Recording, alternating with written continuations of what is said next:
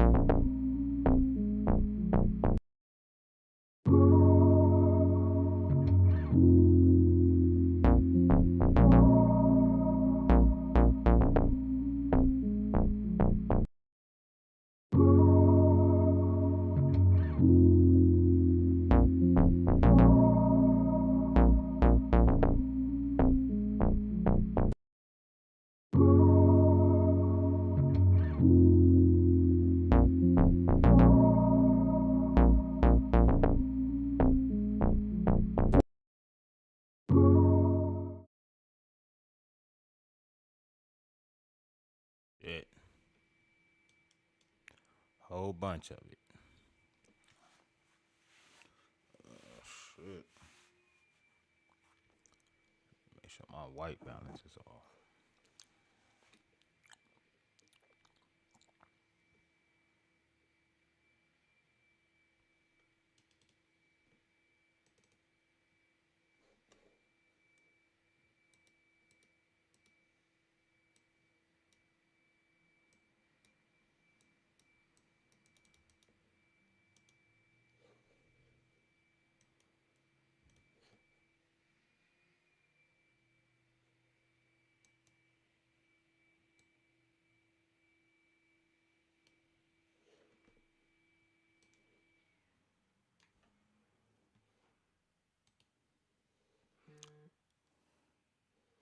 Damn.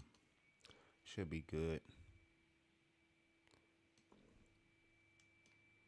Should be good, man. It's a whole bunch of it. We just up. We just up.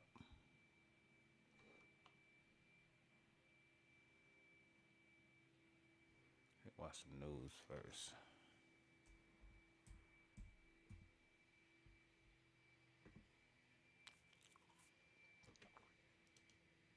Life is first and foremost frontline. We need to make sure that people heed the advice of our first responders. Oh, shit. With that, I'm going to introduce our LA County Fire Chief Anthony Maroney to give you an update on what is going on. But I just want to thank Chief Maroney as well as Chief Crowley for the work that they are doing to make sure that our first responders have all the resources necessary. Chief Maroney. So good morning. Thank you, Supervisor Barger. My name is Anthony Maroney. I am the County of Los Angeles Fire Chief, and I'm also the Region 1 Coordinator for Fire and Rescue Resources. I'm going to be giving an update on the Palisades fire in addition to the Eaton fire, although I am aware that we have 4. Got like 10 fires. I'm seeing the little war with Drex, the little Hispanic rapper Drex, and him and all his homeboys. You know, I think he might have blew it. I think you might have blew it, Drex. I think he blew it. I told you. I think he blew it too. I think you might have blew it, my brother. You know, dissing Crips, dissing the blacks. He went complete opposite of my boy Lefty. He went complete opposite. I said, damn. See, that's the thing, like, you got to be careful when you're an artist and you make that wide diss like that when you say fuck them all. Because, you know, if you just keep it with like somebody's hood directly to their hood, everybody else ain't gonna say nothing unless they clicked with them or fuck with them. But when you say, you know, fuck all of them, all the Crips, everybody gonna respond. You know what I'm saying? And then you're an artist, and depending on your stance and how gangster niggas think you are, you know, niggas gonna try to test you, man. So you got to be careful when you're an artist and you're doing that, because you put a lot of people in jeopardy. I done seen that a lot, where you put like the road manager in jeopardy. You can put your manager in jeopardy if your manager ain't on that type of timing with you. Right. So, you know, you always got to think when you're an artist and you say those things and you got to do shows, you know, it's other people that travel with you. If they ain't on the same timing, they probably gonna quit, probably gonna be scared to go with you. But you also make your shows, you know, could be a little dangerous, man. Nigga hang around niggers and shit. Nigga. He's like, why? He's like, why? Nigga, don't, nigga. Nigga, don't get me started on Playerwayys, nigga on the hood, nigga. Well, I'll drag that nigga by his hair, nigga on the hood, nigga. He's a bitch. He's a nigga. That nigga's like 4'11", nigga. I'll slap that nigga silly with it, nigga on the hood. You ain't no real Mexican. No cap. Come on, nigga. How you Mexican in a crab, nigga? Come on, my boy on the set. Come on. Chucky J, though. I don't want to hear about none of that, nigga on the hood, nigga. It's all your serious. Everyone, dig. You lying. Everyone popping is on here. Hey, G Money, go outside, nigga. BST is music. Nigga, go outside, nigga. Nigga, there's a whole. You can't say nothing, nigga. It was cute, nigga. You came to the show, popped in. G Money, last night you could have ran up on bro, nigga. BST, how about you, nigga? Real cute, nigga. Real cute, nigga. Dead homies, not tight, nigga. Go outside, nigga. Say, stay on the door, nigga. Hey, look. You seen this one on the day. Short ass dice. Yeah, babe. Not good. I mean, you can see, like, even on this post, you see everybody in the comments going crazy and all that. Can't come to Compton. You can't come to L.A. You're banned from here. You're banned from here. And these are niggas who probably wouldn't have been tripping on you. Who wouldn't have been tripping on you, paying no attention to you. But that's, again, what I say, like, you open up the door for all kind of unexpected shit to come your way, man. When you diss, you know, the Crips as a whole. We are very thick in L.A. You know what I'm saying? So it's going to be, you got to move around in L.A. You might not want to do that. You know what I mean? Got shows and you might be solo dolo. You got to go do podcasts and the thing, all them niggas that's dissing in the background with you, them niggas ain't even allowed everywhere you're allowed, bro. You're the artist. Them niggas can't get in none of these places without you. Nigga, you the artist, nigga. Them niggas ain't doing what? You went out backwards, Drex the joint. You let your homies trick you out your position, bro. You was a nigga out here. Even academics interviewed you, bro. You got tricked out your position, bro. You crazy. Let them Mexican niggas doing all that bad mouthing, nigga, and you didn't say nothing. That's crazy. You got to move a certain different type of way when you're on that time. When you're on that time and you can't do all the shit a regular artist could do. You know what I'm saying? But then again, it's, you know, I done seen situations where even like Baby Stone Gorillas came out, and that was their whole, when they came out, they was in the music doing it. Boom. But then they end up like cleaning their shit up. We get it. Look, we all get it, bro. You're going to bang and do what you do. Right. But it's all about, you know, at the same time, it's a respect thing. Like, are you really official? I didn't even think about that. The Baby Stone Gorillas did the same thing too when they came out. They was big dissing. They was saying the crab and saying this and that and every other song. But now you listen to their shit, you can see they kind of pull back on certain shit. And that's just because they got, you know, managers and people are like, see, back in the day, nigga, when you got in the rap game, nigga, it wasn't no, here goes some money, go put out some songs. Nah, nigga. They had some shit called A&R, some shit called media training. You niggas had motherfuckers that like, it was artist, that was what it was called. It was called artist development, nigga. It was a motherfucker that sat in the room with you and gave you the do's and don't of the industry, nigga. When you're on your phone, when you're online, when you're in front of cameras, don't do this. Don't say that, nigga. It's called artist development.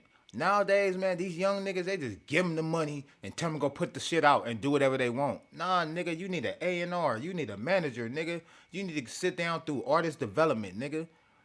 You done let your homies trick you out the position, bro. you ain't even the nigga really even doing all the talking like that. It's always a nigga in your comments, somebody standing up for you, a nigga that's with you talking reckless. And you the artist. This nigga came and get in the door without you. So everywhere you trying to go, they gonna see how you moving. And you just tricked yourself out your position, big doggy. That's crazy. You know what I mean? Who niggas respect from your set.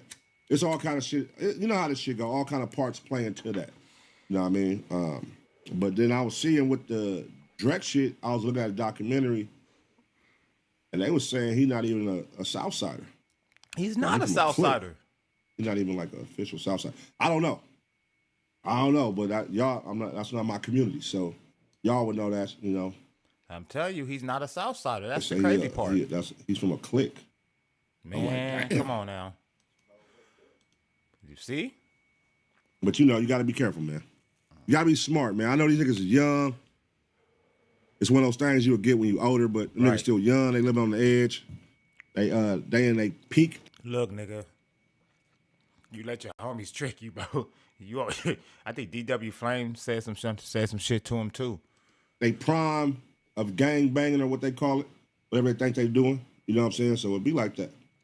And they going at the new stank team niggas, right? Playerwayys and all that. I'm getting caught up on it. These niggas is young. These niggas is... Tell me about it. You know what I mean? Total different demographic. I don't listen to none of their music. Facts. Like Drex had a song that I did like that was on the playlist. He fucked that off. But yeah, man. Yeah, they gotta figure it out. That's a wrap for you, I'm Drex. seeing they going to niggas' hoods. These young niggas is crazy, bro. They putting everything on the internet. They going to each other's hoods. I saw a nigga hit a nigga with a car. I was like, damn. And they put that shit on the internet. I said, this shit is crazy. Nigga hit a nigga with a car, Hit a nigga with a car and get on the internet. That is wild. Hit a nigga with a car to jump on the internet and post a video is crazy. Yeah, you knew niggas is next level. Next level shit. But you know, y'all young niggas, man, and the streets gonna do what it do. The streets gonna do what it do. You definitely have offended everybody, you know what I mean, that represent that shit. So, you know, I'm not fucking with it. I was just about to say that. I'm not fucking with him. I was fucking with him. I'm not fucking with him now. You done did too much, gang. You done let your homies do too much, gang. I'm not fucking with you. I know I'm not. Man, this nigga was on, look. Drex, the joint. Let's see if we can find the live. Let me see. Let's see. Let's play the live first, because I seen Pun just play some of it. Is this the live? That's 2 weeks ago. I wonder if they're going to play. Because I heard, let me see if we can find it. Let's see. I'm trying to find it. It's crazy. Let's see. Is the live up or did they probably, ain't nobody probably really posted it though. Let's see. I mean, let's see if they got clips of the live in here. Let's watch this though. Let's see. Is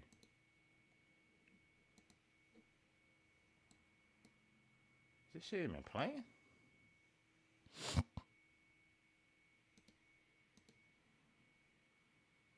I don't hear shit. Hold up, gang. Why don't I hear anything, gang? Yeah, I think that's Cuz channel. He got me thinking it's my channel. Nah, your shit tweaking, homie.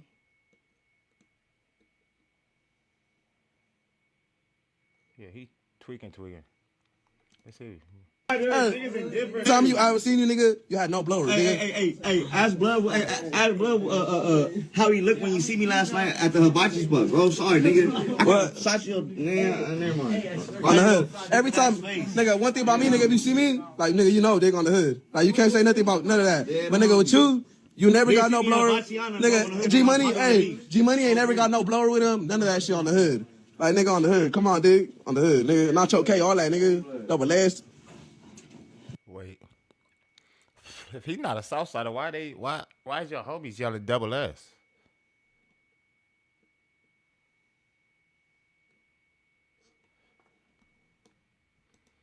Let's see. AW.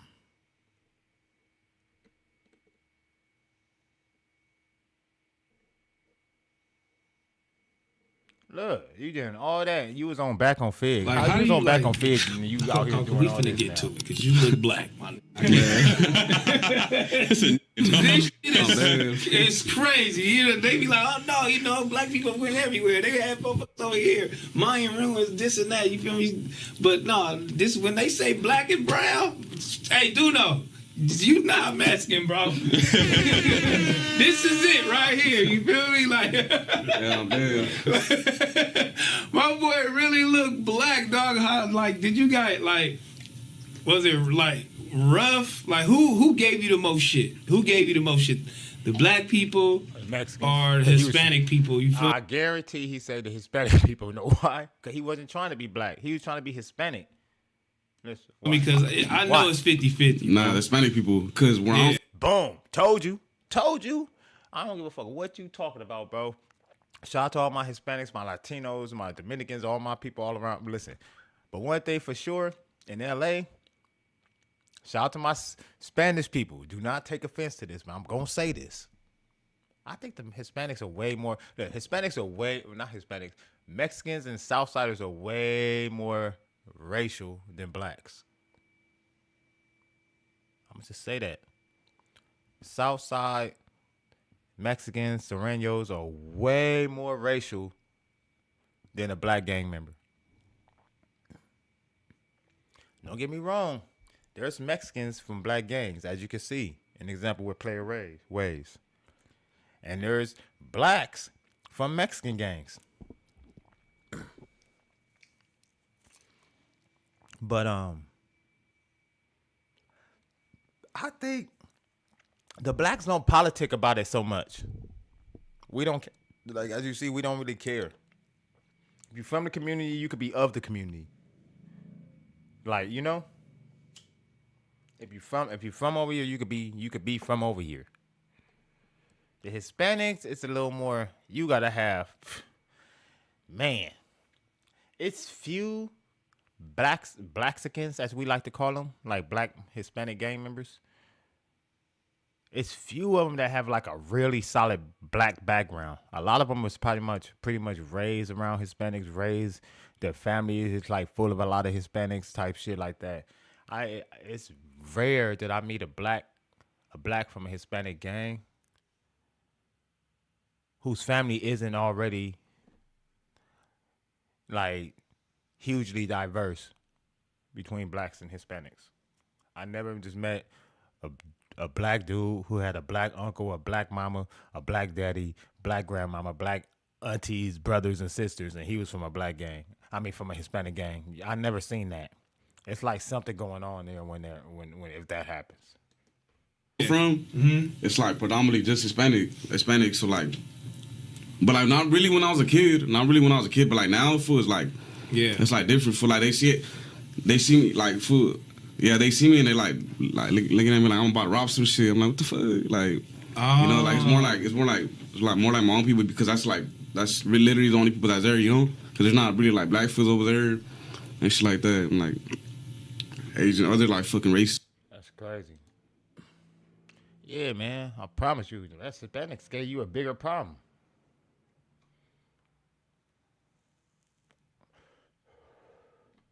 So Wack lied about talking to the victim. Academics. Let's see, academics or Drex to Joy. I'm gonna stay on the West Coast. I'm gonna stay on West Coast politics for a minute. So,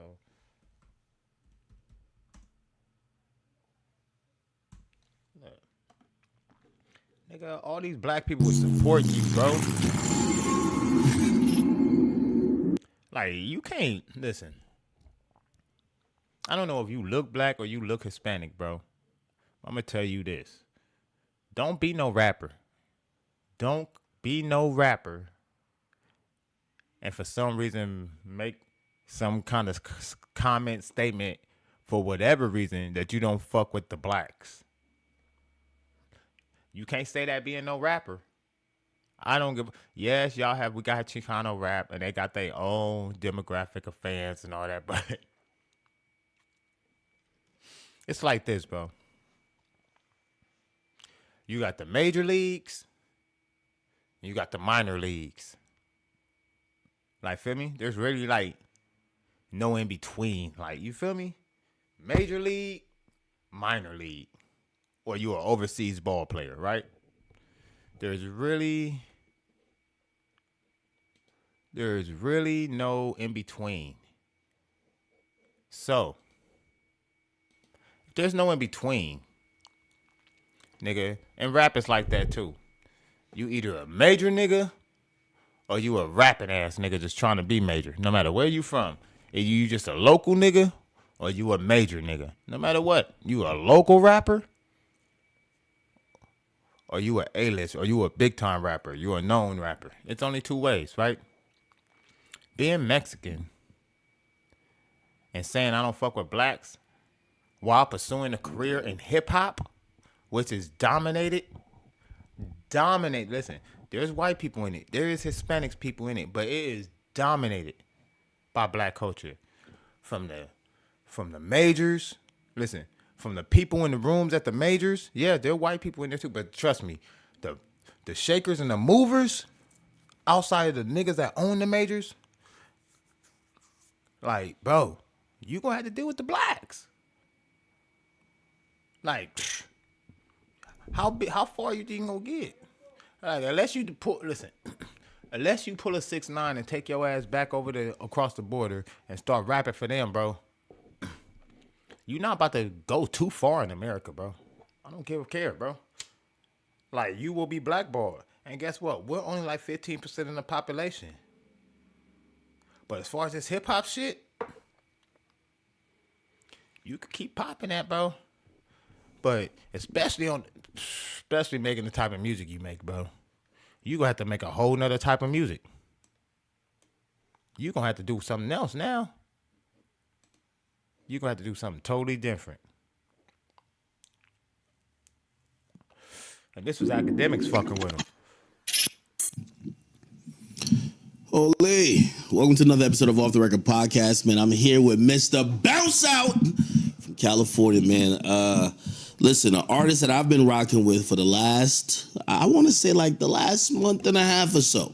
Now, I'm going to be honest with you. This is going to be a very selfish podcast because usually y'all see me bring some of the biggest artists. Y'all have seen them drop 1 million gold platinum records, but y'all do have to know that when I do interviews, it's catered to the palette of artists that I personally listen to and I personally enjoy.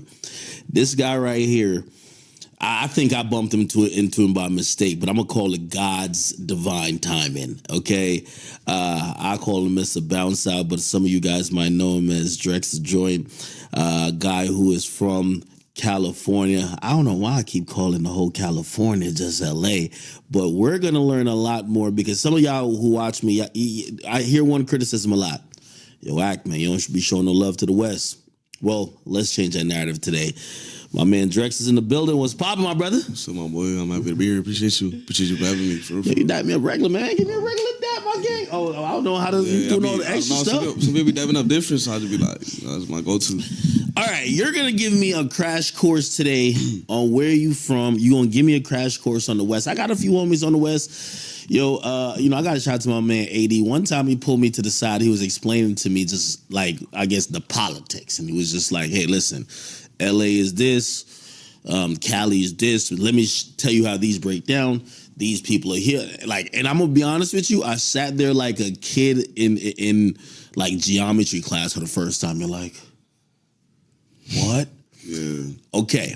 Now, for the people who don't know, I got introduced to you when I was sending out emails. So I get up doing every morning. I'm sending out some emails, but I like listen to something on the side. Playing whatever, I got autoplay on. And all of a sudden I hear like a news report. It says something in Santa Ana. And I was like, oh, I know Santa Ana. I've been to the observatory one time. It's a good place. And then it kind of transitions into a song. And all of a sudden, I ain't gonna lie, and I've always said this, and this is gonna be probably my first question. The song starts out quick. And I've always said if you think about any hit song, usually the first line is what really gets people like really into it. So the first thing I hear is, bitch, I'm with the bounce out, shoot outs in broad day. Ain't never in your hood, so I'm coming where your mama stay. And I'm hooked from then. I fucking accidentally clicked off the tab, couldn't find it for 5 days, was looking like a madman, a crackhead trying to find it. I eventually find it. I find you on the gram, I follow you. I pretty much throw it up on my story, I played it on my stream, and by the grace of God, you're here now. Yeah. First and foremost, I don't even know what to ask you first, but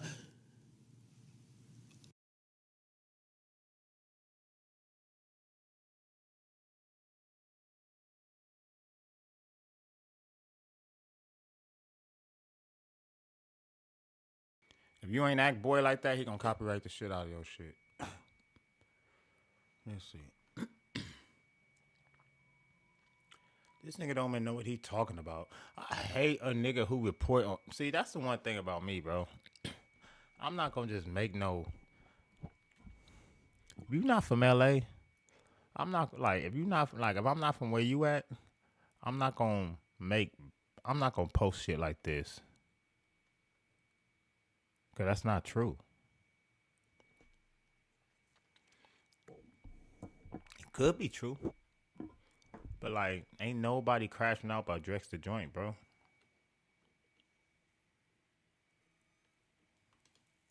Hey, YouTube family, we got something to talk about. Pray for Los Angeles, California. A lot of people lost a lot of things. Acres and acres and acres of fire. Very, very depressing. And I heard that the grandson of the man who founded the Nickerson Gardens housing projects actually passed away inside of his home, bro. Very, very sad. Now, YouTube family, I got content for y'all. Really wasn't even finna make a video today, but this one I just couldn't let slide by. Now, and LA is a crazy place. It's a very crazy place. Now, Playerwayys from the Stink Team is actively beefing with a guy named Drex the Joint.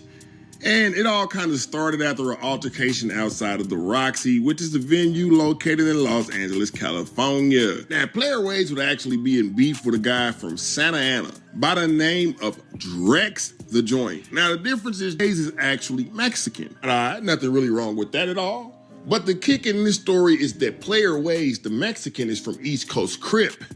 And Drex the Joint, the black dude, well, he's actually from a Hispanic gang in Santa Ana. If you know Los Angeles street culture, then you know this is not too taboo. Mexicans join black hoods. Blacks join Mexican hoods, man. Just what it is. Now, for those of you who haven't been to LA, it'll probably be a little shocking for you to see, but bro, trust me, man, this ain't the only case of that. Now, the reason why I'm bringing y'all this video, bro, is because, like I told y'all, Drex the Joint is actually from a Mexican hood, and the Mexican Playerwayys, who's with the Stink Team, is actually from a black hood, East Coast Crip. Now, you would think that since Hispanic gangs are taking in black people and letting them bang their Mexican hood, and black people are taking in Hispanics and letting them bang their black hood, you would think that the racial tension would be a little low, right? Like, yeah. There should be no racial divide. Now, here it is today, YouTube family. I'm gonna make this video real quick. I'm not gonna make it long. Here it is today, YouTube family. The hood members with Drex the Joint. Matter of fact, y'all jump in the comment section and let me know what hood he from, bro, because I don't know what hood he is actually from, but he is from a Mexican hood. Now, Drex the Joint's homies would be overheard, by the way, on Instagram Live, kind of clowning, you see what I'm saying, Playerwayys.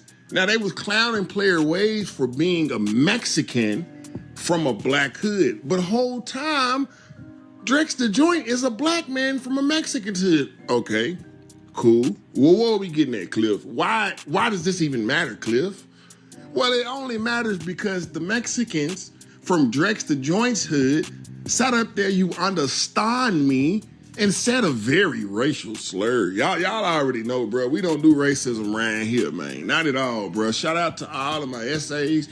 Shout out to all of my... But come on, man. I get it, but this ain't cool. Now, Drex the Joint was on Instagram Live when his homeboys would sit up there, you understand me, and say some very derogatory terms towards Playerwayys, but they were actually sitting up there dissing their own homie right in front of his face as if though he's not black. So with no further ado, let's just jump off into that, and we're gonna come back and talk a little bit. But I am about to go outside. I'm tired of sitting in this house making videos. I'm about to go outside today, y'all. Short ass knife. Nigga hang around niggers and shit. Nigga. He's like, why? He's like, why? Nigga, don't, nigga. Nigga, don't get me started on Playerwayys, nigga on the hood, nigga. I'll drag that nigga by his hair, nigga on the hood, nigga. He's a bitch. He's a nigga. That nigga's like 4'11", nigga. I'll slap that nigga silly with it, nigga on the hood. That ain't no real Mexican. No cap. Come on, nigga. How you Mexican and a crab, nigga? Come on, my boy on the set. Come on now. Chunky J's though. I don't want to hear about none of that, nigga on the hood, nigga. It's on your serious. Everyone, dude. You lying. Everyone popping is on here. Hey, G Money, go outside, nigga. BST is music. Listen, nigga, go outside, nigga. Nigga, there's a whole. You can't say nothing, nigga. It was cute, nigga. You came to the show, popped in. G Money. Last night you could have ran up on bro, nigga. BST, how about you, nigga? Real cute, nigga. Real cute, nigga. Dead homies, nigga. Go outside, nigga. Say, hey, look. You seen this one on the dead homies. Short ass knife. Nigga hang around niggers and shit. Nigga. He's like, why? He's like, why? Now off the back, like 4EXTRAS be saying, off the biggity back. And by the way, 4EXTRAS just signed to No Jumpers. Shout out to 4EXTRAS. That's a good look, bro. 2025 No Jumpers should be looking like a good spot to be watching. I don't like this, bro. It's something about this that rubs me the wrong way. I get it. All beefing. There was altercation. I mean, it happens, bro. It's the ghetto, bro. In the hood, that's what we gonna sit up there, you understand me, and dude, man, this is what I don't understand. Now, I know a lot of y'all out there like, Cliff, come on, bro, you from the South. Bro, I've been living on the West Coast for 13 years. How you think I'm able to do the accent, dummy? Anyways, bro, I just don't understand this right here. I get it. The blacks can be from Mexican hoods, the Mexicans can be from black hoods, but it really get confusing when y'all start using racial slurs. When you got black people from your hood, help me understand that, bro. Do y'all really love Drex the joint? I'm just asking. Do you know that the racial tension is high in Los Angeles, California? Yes, I know that, bro.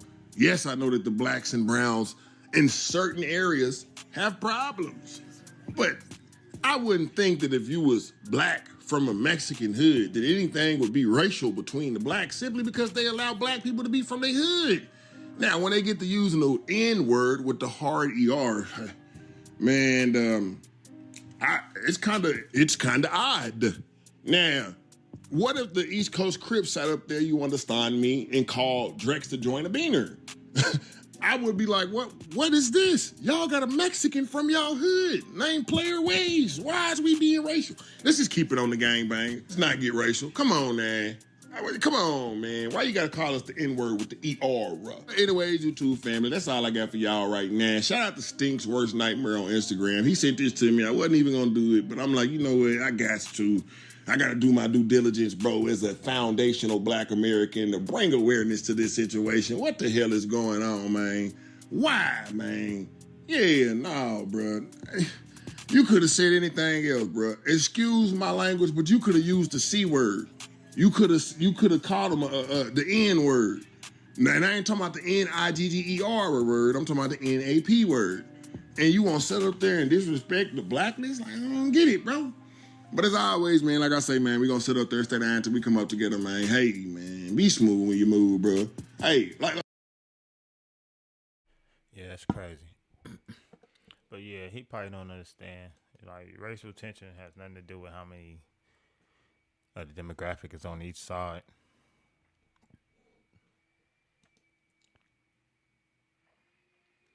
I don't know why. That shit crazy. So they say whack 100 and loose cannon lied about talking to the victims. Okay, that's interesting. That's interesting. But yeah, man, Drex the joint, bro. It's over for you, bro. You was just on academics. You was just on back on Fig. You just did a show with all the black major artists from LA. You just came out at a show. They brought you out. Matter of fact, AZ Shike just came out. I think AZ Shike was out at your show. Everybody was there. Now all of a sudden, you and your crew got disrespectful energy towards the blacks. That's wild. Ain't fucking with cuz no more. Not fucking with you no more, gang. It's over. It's a wrap for that nigga. They said that nigga banned. Say he banned, bro. Let's see.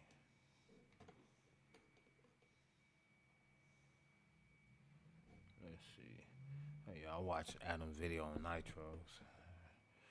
He better do something.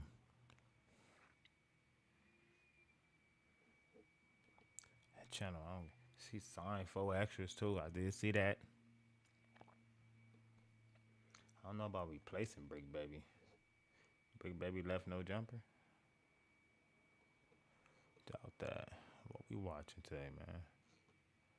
Get back to the news.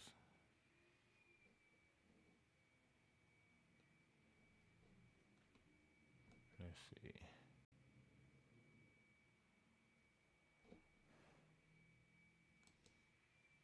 What's cracking, everybody? Welcome back to the channel. New video. Mexicans, California. As you can tell by my voice, I am sick. Whatever it is that's going around right now, it got me. Started feeling it about 3 days ago, but it doesn't matter. We still get the grind on, right?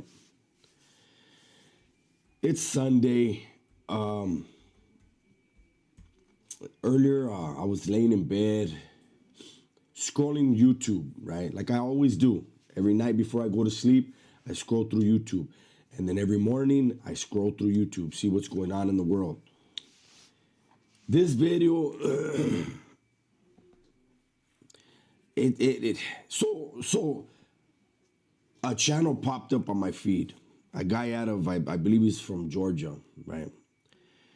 I used to support his channel, and then, you know, things being whatever, just don't ever see it anymore. And for some reason, he popped up today, popped up this morning, and it was a story about a Southern California rapper out of the SGV. I'm not saying the name of the channel, and I'm not saying the name of the rapper, because I didn't like the story. We'll keep it real. You know, people look at whatever is content, but you know, he actually, it became like a 3-part series. The first part didn't really get any views, and that's your subscribers telling you they're not feeling it, you know, but yet he made 3 parts on it, right? And it wasn't a dude out of Georgia. He wasn't saying anything bad, but he was allowing a troll to troll through his channel. It's some little fat dude out of Michigan, right? And this is an individual that has trolled me a lot in the past, right?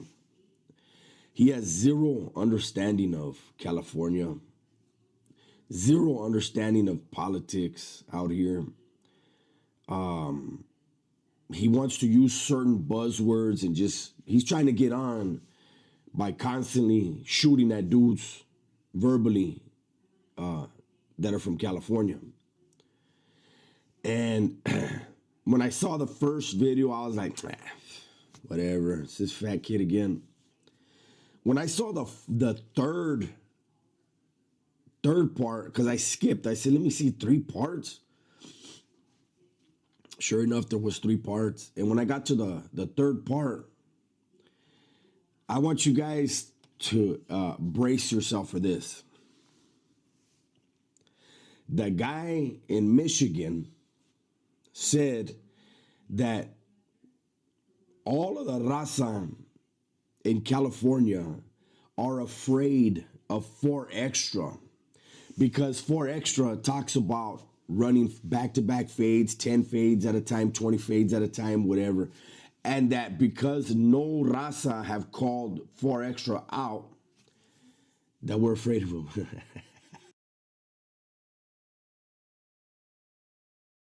Yeah, he crazy. Whoever said that don't know how shit work out here, bro. That's not how it work out here, bro. That's not how it works. The Rasa couldn't call out a black fade if it was no matter who it is, nigga.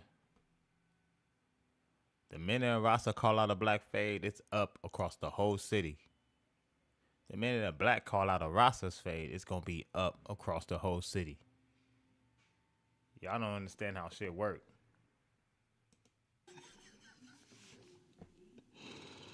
Man. It never ceases to amaze me when people that are not from our state talk about what we should be doing out here. Shout out to 4EXTRA. Shout out to the 40s. 4EXTRA is running fades against his enemies. Did you miss that memo out there in Detroit, Fat Boy? Like, I don't know. Why would any raza feel like they need to answer that bell? I don't know the 40s are having any Hispanic beef. I don't know the Hispanic beef with the 40s. What Hispanic gang beef with the 40s? 4EXTRA's dissing his neighborhood. I mean, his neighborhood's enemies. Excuse me. I'm sick. But he's dissing his neighborhood's enemies. Not even dissing them. He's getting down with them. Correct. Fair fights. So I don't know. I don't get this whole fear thing, right? But I understand. One dude is trying to get on by talking, and he's wearing an LA Dodger hat the whole time, right? Not and he's knowing what the talking fuck he about talking a raza LA rapper, wow, from the valley, from the San Gabriel Valley, talking bad about him. Now he's talking about everybody in LA, everybody in California scared. I just don't understand. Honestly, no disrespect to old boy in Georgia. I felt like you're getting a kick out of that, eh? That's crazy, right? You're getting a kick out of somebody trying to air out California, but it's somebody who knows nothing about what he's talking about. That first video on the rapper, trying to make that rapper look bad, there should have been some homework done on that. And even if it was true, it's not even content. That's at least me personally, I don't see how that's content at all. This right here, to me, is content for the fact of, again, somebody not from our state with zero idea of how things get done out here, talking about who's scared and who's not. And this fool literally said, if 4EXTRA was in Michigan and said that, listen to this, his hood would line up their best fighter against him. Why aren't you fighting him? If he was in Michigan and you feel so butthurt about it, why don't you fight him? Right. I'm serious, man. I hear these dudes talk, and they're always the toughest motherfuckers on the planet. Right here, though. Like on YouTube, they're tough. Eh?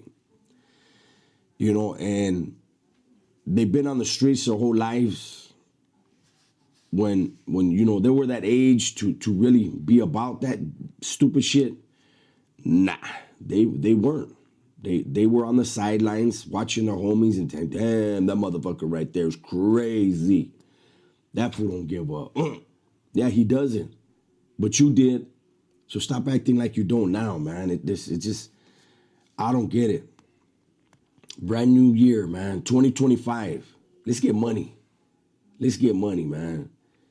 You don't need to get money off of stirring the pot and lying. There's stories out there. Just scroll YouTube. Or maybe tell a story about your life. He's funny. Yeah, man, but he's speaking on niggas, speaking on the little situation. And you're not from LA, you really can't even comment on our politics because you're really, y'all niggas be looking at the shit from a whole nother spectrum than what the shit actually is here. It's like y'all really have no idea like the way our politics work. No, ain't no essay calling out no black fade. No, the 40s do not have a Mexican beef that I'm aware of that's prevalent. Like, feel me? No, when blacks go into the county jail, they do not run one-on-one fades with Mexicans. Like, feel me? It's not like that. It's a whole nother ball game here.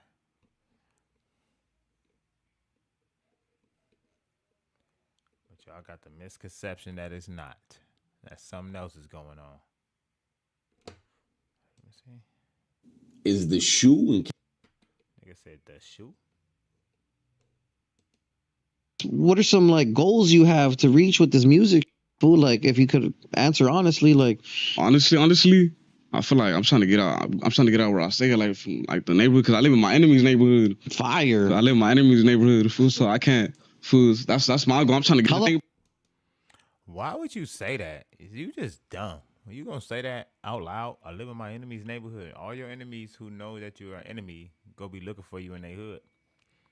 And another thing I noticed with this nigga, you know, when he get around the Mexicans, like he make his essay shit like super like his essay accent is super deep. But when he go around black people, it's kind of like when he's talking to academics, he sound more or less black.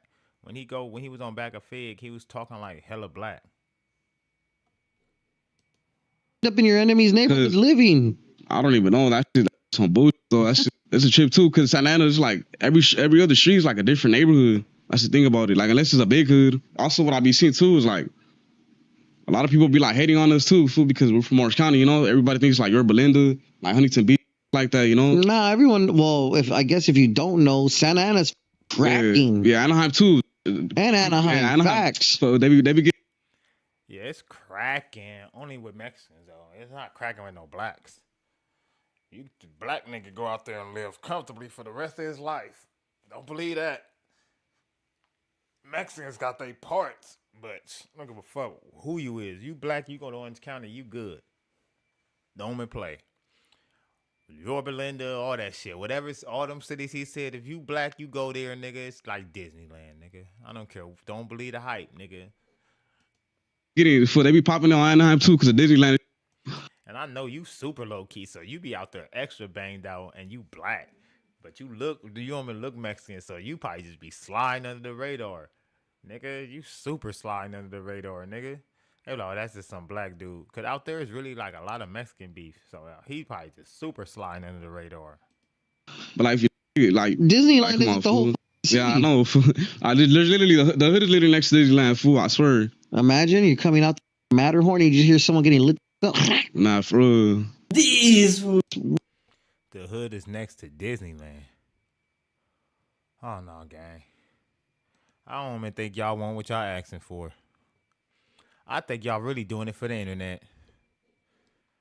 You talking about your hood next to Disneyland. Nigga, I don't even think you really asking for what you asking for out here in these streets, gang. You look wild. That sounds wild.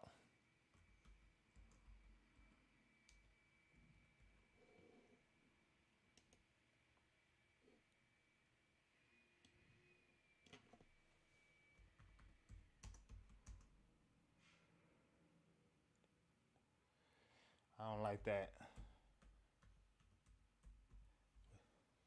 I don't know what that boy name is. Playerwayys.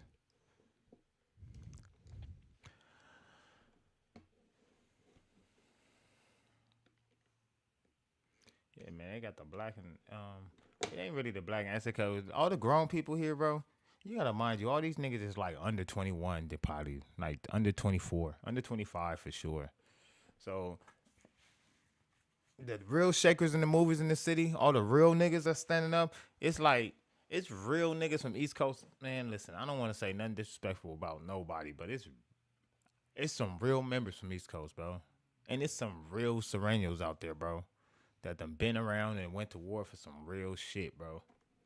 Same thing with the East Coasters and Crips and the blacks, bro. Like, so as far as these kids, like, feel me? That's why DW Flame said what he said. Y'all young niggas out here, bro. You young essays and all that. We don't know what y'all on, but I got a feeling. Watch this. I do have a feeling that the higher ups on the Hispanic side are about to get involved and shut all that bullshit down. I bet. Cause know why? Everybody crashing out on the Serrano side behind a black dude is crazy. Cause at the end of the day, Drex, you're black, bro.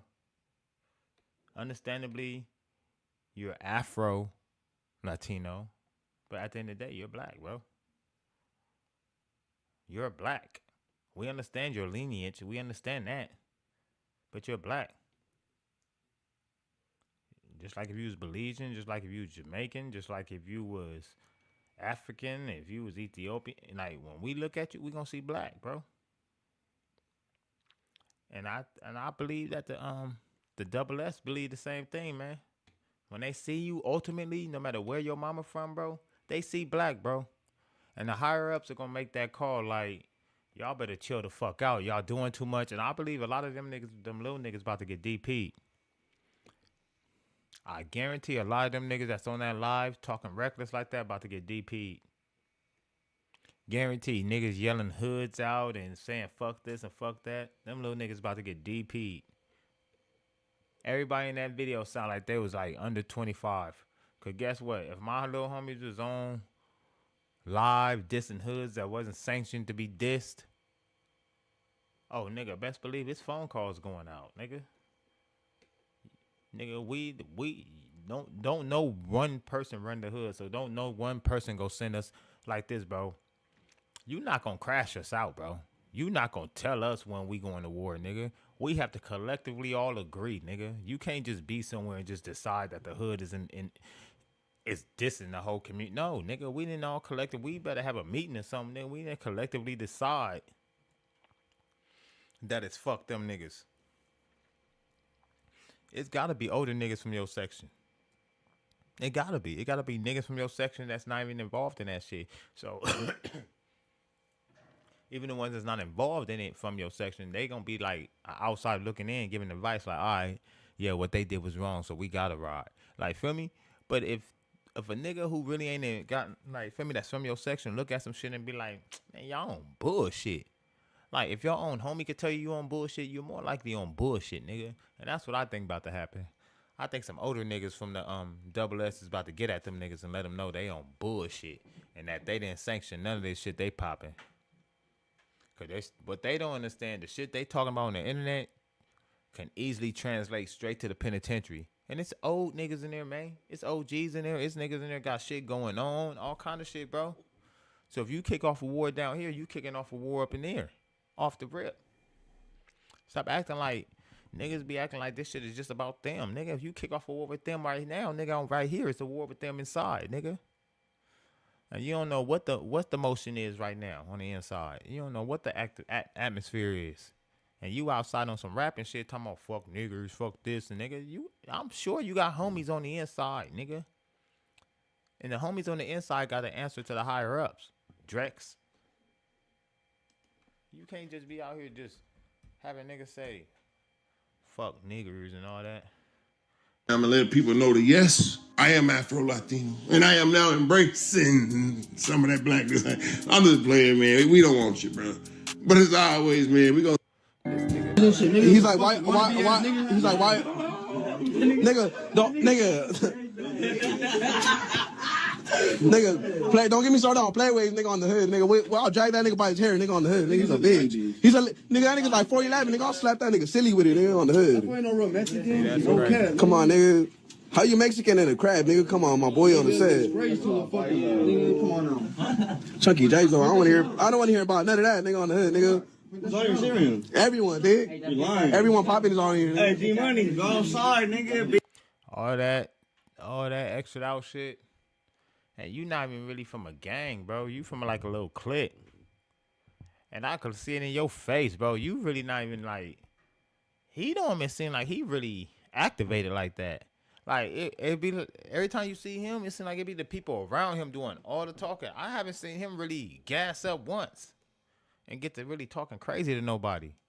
BST is miserable. Listen, nigga, go outside, nigga. Nigga, there's a whole. You can't say nothing, nigga. It was cute, nigga. You came to the show, popped it. G Money. Last night you could have ran up on bro, nigga. BST, how about you, nigga? Real cute, nigga. Dead homies, nigga. Go outside, nigga. Crazy. That's crazy. For y'all who don't know, NK mean nigga K. That's crazy. So what we gonna do about this, Drex?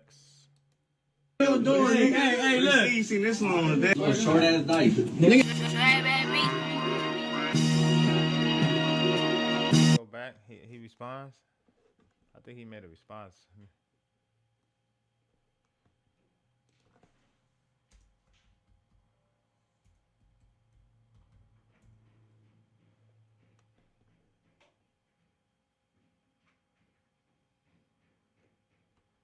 Let me see. I think he It's your responded. boy Mexico. We back with the new This nigga hiding his face. What is you got going? Drex the joint. I don't know if Yeah, that kind of works. You got subscribers. Who am I? I ain't got shit going. Shout out to the people that have subscribed lately in the last couple of days. We fuck with you. We fuck with you. Let's see.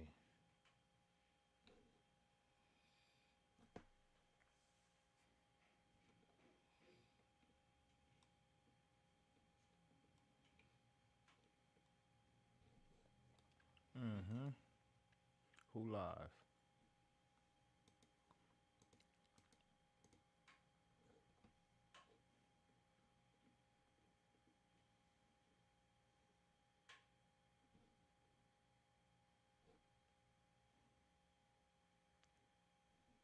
Let's see. We trying to find this shit. So I think he.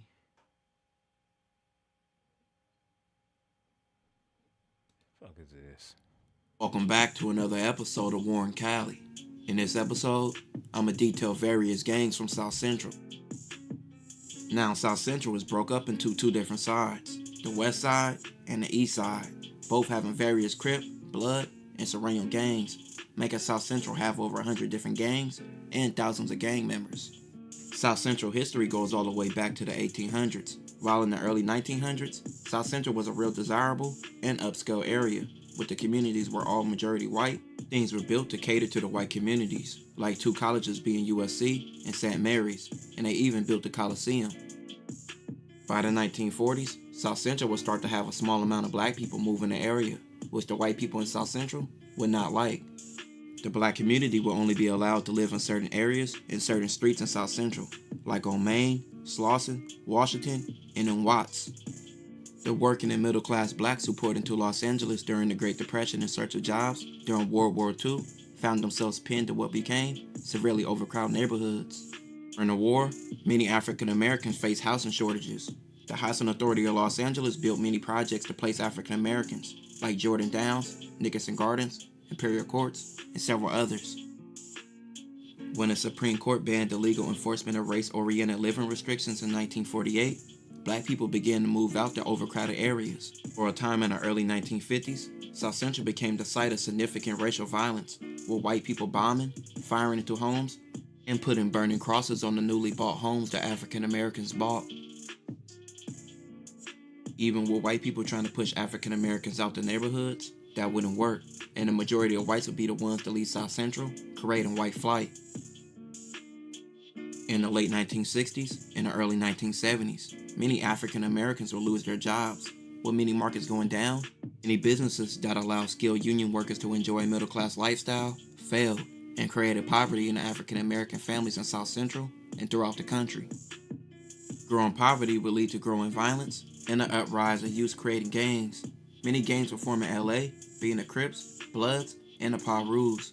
They would later spread to other cities and other states in the future. The rise of Crip and Blood gangs would come from the West Side and the East Side of South Central.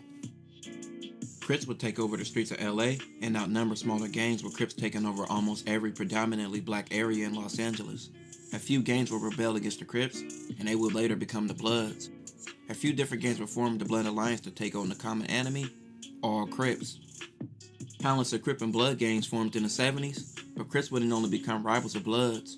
They would also beef with each other, with several different Crip gangs developing feuds with each other by the late 1970s, making some of the most deadliest wars of LA. With hundreds of gangs in LA, and South Central to be exact, LA became one of the most deadliest places in America, with the drug trade rising in the 80s, gang beefs, and the drug trade. This boosted the murder rates to over 1,000 people being killed in numerous years in LA. With South Central being a gang mecca, it was many raids, police crackdowns, and gang injunctions on gangs to bring them down. And even in 2002, South Central name being changed to South LA. Of recently, the city of Los Angeles has been trying to gentrify South Central a lot, but gang activity is still high to this day. And in this episode, I'ma detail the west side of South Central and some of the deadly black gangs in that area. Now, the Black P Stones are a blood gang that was established over 50 years ago and became a blood set to be taken for real. The Black P Stones, also just known as BPS, will get their name from an OG member named T. Rogers. T. Rogers came from Chicago and brought the Black P Stone identity to LA. BPS has two known sets under the BPS identity, being the Biddy and the Jungles, which the movie Training Day starring Denzel was shot in. The movie Training Day made the Jungles a famous place, and to this current day, people do hood tours in that area. Recently, BPS has been heard plenty in the rap scene. The rap group Baby Stone Gorillas, who's been a controversial group from the rap beefs and their music dissed on several different hoods. BPS are allies of gangs like the Rolling 20 Neighborhood Bloods and the Brims, especially the Fruitown Brims. They have even been cool recently with other gangs off common enemies, like the Playboy Gangsta Crips and the Hoovers. BPS are sworn enemies to several gangs, like the West Boulevard Crips, the Rolling 30 Crips, the Rolling 40 Neighborhood Crips, and any gang pushing a neighborhood Crip car, and some other gangs like the Schoolyard Crips. On the Rolling 20 Neighborhood Bloods, they've been around for decades. They will become one of the deepest blood sets. They will have to be a tough set, taking on various surrounding gangs like their deepest rivals, the Rolling 30 Crips and the Rolling 40 Crips. The 20 Bloods will also have a lot of same enemies as BPS and beef with the Schoolyard Crips and the West Boulevard Crips, among many others. The 20s are allies to gangs like a set called the 20 Outlaw Bloods on the east side of South Central, the Brims, and also BPS. Now, the Brims are a gang with three different sets, the first being the Fruitown Brims. The Fruitowns, like the rest of the Brims, are clicked up with all the gangs I mentioned before, and have went to war with the 30s, and they have been their top enemy. They also beef with other gangs affiliated with the neighborhood Crip car. Fruitown neighborhood has changed a lot, with USC building all around their community, buying a lot of the properties, and raising the rent. This has forced many Fruitowns out the area and stopped a lot of violence in the area. And the Van Ness Gangsta Brims, also known as V&G, are named after a street called Van Ness. They are rivals to gangs like the Rolling 30s and several neighborhood Crip gangs like the Rolling 40s, the Rolling 50s, and the Rolling 60s, among many others. V&Gs are the area that rapper Joe Moses comes from. And lastly, the Harvard Park Brims, who is probably the most active Brim set and have been one of the Brim gangs to keep the name Brim ringing in LA. They all have the same allies and rivals of the other Brim sets. Now that was two of the blood sets, now I'm going to talk about some Crips. The West Boulevards are a South Central Crip gang that feuds with many blood gangs, their main rivals being the Neighborhood 20 Bloods, the Brims, and also BPS. The West Boulevards are allies of several gangs that are neighborhood Crips or are affiliates to the neighborhood car, like the Rolling 30s, the Rolling 40s, and the Rolling 60s. Now, the Rolling 30 Harlem Crips have a long history dating back to the 60s, being the Harlem Godfathers. Many prominent members like Big James Miller played a role in making them a powerhouse gang. The 30s are considered one of the largest Crip gangs in LA. Even though they're not neighborhood Crips, they still have an alliance with many of the West Side Rolling Crip gangs, making the alliance the Rolling 30s to the Rolling 100. 30s became known in the industry with rappers like Kiki Loco, and then recently has been rappers like ASM Bobster, who disses his enemies heavy in his music, and even his name ASM being a diss to Bloods. The 30s main rivals are BPS, the Rolling 20 Bloods, the Brims, and the Hoovers, but they had even had a small war with their ally, the Rolling 40s, in the past. Now, speaking of the 40s, the Rolling 40 neighborhood Crips have four main cliques: the Avenues, the Western Side, Park Side, and the Dark Side. The Dark Side clique area runs around Hoover Street, which in that area used to be Fort Trey Hoover, but the 40s operate out that area now. The 40s beef heavy with nearby gangs like the 20 Bloods, BPS, the Brims, the Trouble Gangsta Crips, and of course the Hoovers. 40s have even beef heavy with their own allies, like the Rolling 30s and the Rolling 60s, which both wars were back and forth shootings on both sides. Current rappers from that area will be people like X4. He became known for dissing his enemies in songs, and he even would diss the Rolling 60s in a past song, also dissing Nipsey Hussle over 6 years ago. On the Rolling 50 neighborhood Crips, they consist of other smaller Crip sets that are clicked up claiming Rolling 50, like the 5'5", the 5'7", and the 5'8" neighborhood Crips. They wouldn't start off as Crips, but instead, the 5-5 started off as hustlers. But later on, all three would later turn Crip, and by the 90s, all three would become neighborhood Crips. The Rolling 50s are allies to all the gangs under the neighborhood car, but their main rivals would be the Brims and the Hoovers, among many others. Recently, they have been in the spotlight because of C-Mac. Trouble Gangsta Crips originated as a tagging crew named Nothing But Trouble, but they would develop robberies with several nearby neighborhood Crip gangs, easily helping their transition to becoming Gangsta Crips. Troubles be for all the neighborhood Crips, including the 40s, the 50s, the 60s, and so on. The Troubles have a great relationship with the Hoovers, especially the 5 Deuce Hoovers, making the 5-1 Deuce Alliance. They also are cool with Gangsta Crip gangs like the Broadways and the A-Tray Gangsta Crips. Now the Broadways, they have 2 cliques, the 5 Deuce and the 11 Deuce Broadways. The Broadways are allies of gangs like the Avalon Gangsta Crips, the A-Tray Gangsta Crips, the Trouble Gangsta Crips, and the 5 Deuce are good with the Hoovers. Broadways are rivals of gangs like the Denver Lanes and the East Coast Crips, among several others. Broadways have people like BG Perico putting on for them in the rap industry. Now the Hoovers are one of the most known and hated sets in LA.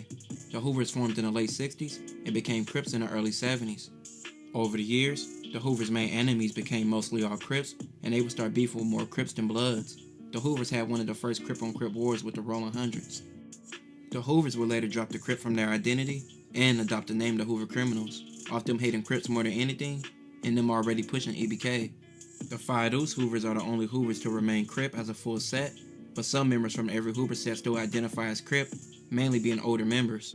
The Hoovers are broke up into several sets: the 5 Deuce, the 5-9, the 7-4, A-Tray, 9 Deuce, 9-4, 107, and 11 Deuce Hoover. It used to be a 4-Tray and a 9-0 Hoover, but 4-Tray doesn't have their turf anymore, and 9-0 Hoover will later turn into a rival of the Hoovers, now the Rolling 90 Crips. Hoovers are rivals to all the neighborhood Crips, from the 40s to the 100s. They also beef with the Rolling 30 Crips, the Menlo Crips, and have an off-and-on beef with the Brims. They also beef with the Denver Lanes and several gangs on the east side of South Central, like the Main Streets, the East Coast Crips, the 8-7, and the 9-7 Gangsta Crips, and a few more. Hoovers are allies of gangs like the 5-1 Troubles and also the A-Tray Gangsters. The Hoovers are also known for having several people come from their area, including rappers like Schoolboy Q and famous drug dealers like Rick Ross. The Hoovers have a long list of current rappers buzzing, like Playerwayys 6K, Jab 5, Young Threat, Swift Chapo, and several more.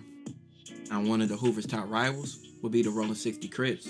The Rolling 60s would be established in the 1970s and later become one of the most known sets in LA and around the world. Rolling 60s are one of the gangs to change the gang landscape in South Central with the war with the A-Tray Gangsters. They were once allies, but that would later change after a fight turned deadly and a young Rolling 60 losing his life.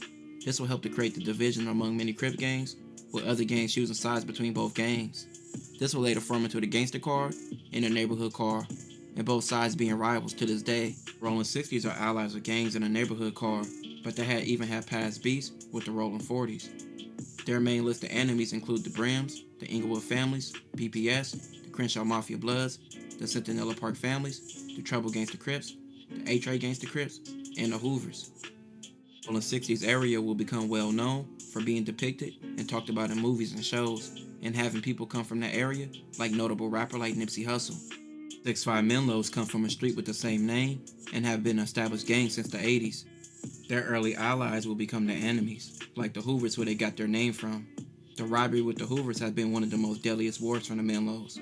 They also beef with the A-Tray Gangsters after a few altercations. The Menlos once claimed Gangsta Crip, but later switched to the Neighborhood Car. They also beef with the Brims and also the Trouble Gangsta Crips. The Menlos have a great relationship with the 6'7" Neighborhood Crips, making the 6'5'7" Alliance. They're also on good terms with the other Neighborhood Crips, like the Rolling 60s and the Rolling 50s, and the rest of the Neighborhood Car. The A-Tray Gangsters are one of the biggest and most deadliest gangs in South Central. They have been around since the 1970s. The A-Tray Gangsters started off beefing with Bloods like the Inglewood Families and the Brims, but by 1979, that would all change. After the death of a Rolling 60 killed by a new put-on by the A-Tray Gangsters, this would become one of the most deadliest and craziest wars in South Central history. The A-Tray Gangsters will become the face of the Gangsta Car and click up with several other gangs to take on the Rolling 60s and the Neighborhood Car. A-Tray Gangsters' top enemies would be the Rolling 60 Crips, the Rolling 90 Crips, and the Rolling 100 Crips, among many others. The A-Tray Gangsters will make nationwide headlines all throughout the 90s with events like the LA riots of 1992, which they played a big role in, and one of the most known A-Tray gangster Crips ever, Monster Cody, making a book describing his life with the A-Tray gangsters. The Rolling 90 Neighborhood Crips started off as two separate gangs, the 90 Gangsters and the 90 Hoovers. They would later break away from the Hoover car and click up with the 90 Gangsters, later making the Rolling 90 Neighborhood Crips. Rolling 90 Crips are allies to all the Neighborhood Crips and the Rolling Nose, but they beef with many nearby gangs like the Hoovers, the A-Tray Gangsters, and several Bloods like the Inglewood Families and the Avenue Pyrus, among many others. The 9-0s have several young rappers from their set and are known to diss all their enemies, like Chico and Fat Jack. All 100 Crips consist of several different gangs from the hundreds, clicking up under one umbrella, like the Black Crips and the Underground Crips, among many others. The Roll 100 Crips' top enemies since the 70s had been the Hoovers, which they have a deep hatred for. They also beef with gangs like the Avenue Pyrus, the Inglewood Family Bloods, the Crenshaw Mafia Bloods, and the A-Tray Gangster Crips. The hundreds have several rappers from that area, like Bino, Cool Corleone, and controversial rappers like Tunchi 5, among many others from that area. Now lastly, the Denverland Bloods. They started off as an independent gang in the 70s, but later became Bloods. They have also been rivals of the Hoovers since the 70s, as well as other gangs like the Broadways, and some of the Neighborhood Crips, which has calmed down because of their hate for the Hoovers. They have even with the war with once ally, the Inglewood Families. They're also on good terms with gangs like the Afton Park Bloods, the Crenshaw Mafias, and the Brims. The Denver Lanes became known for rappers like B. Brazy putting them on in their music industry. Now that was a gang profile on some of the gangs on the west side of South Central. If you want the east side, let me know in the comments. This will conclude this episode. If you haven't already, make sure you check out my pre-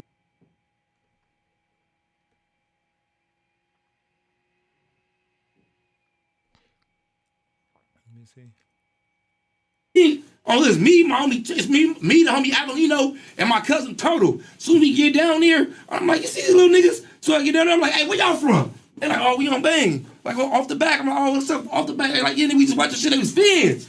You get what I'm saying? I know all the little niggas look. On the dead homies, most of them had on all black. Uh-huh. I'm like, on Vernon Avenue, I tell them, they like, no, woo, I'm on 40 Crip. I'm like, all right. I'm like, on 40, I'm tripping on the dead homies. That's why when I seen it, and then I seen them, I seen the little boy that told the truth. The little boy, it's a little boy on there. He told the truth like 4EXTRAS came down the advert. I watched it on the thing. All right, so listen, that little boy right there that told the truth, that little boy was the nigga. That was not no Blackstone nigga. That little boy was a nigga that got knocked. He got knocked out and dragged by the Blackstone for this type of shit. Sheesh. Oh, shit. He got dragged, beat up, and dragged and all that by the Blackstones for this. Sheesh. Sheesh. It's crazy, bro. Off the back. He got dragged, knocked out, dragged, beat up because of this, because he made the Blackstone look bad and he ain't from Blackstones. Sheesh. That's crazy. What the fuck? Oh, my mom. This getting deep, bro.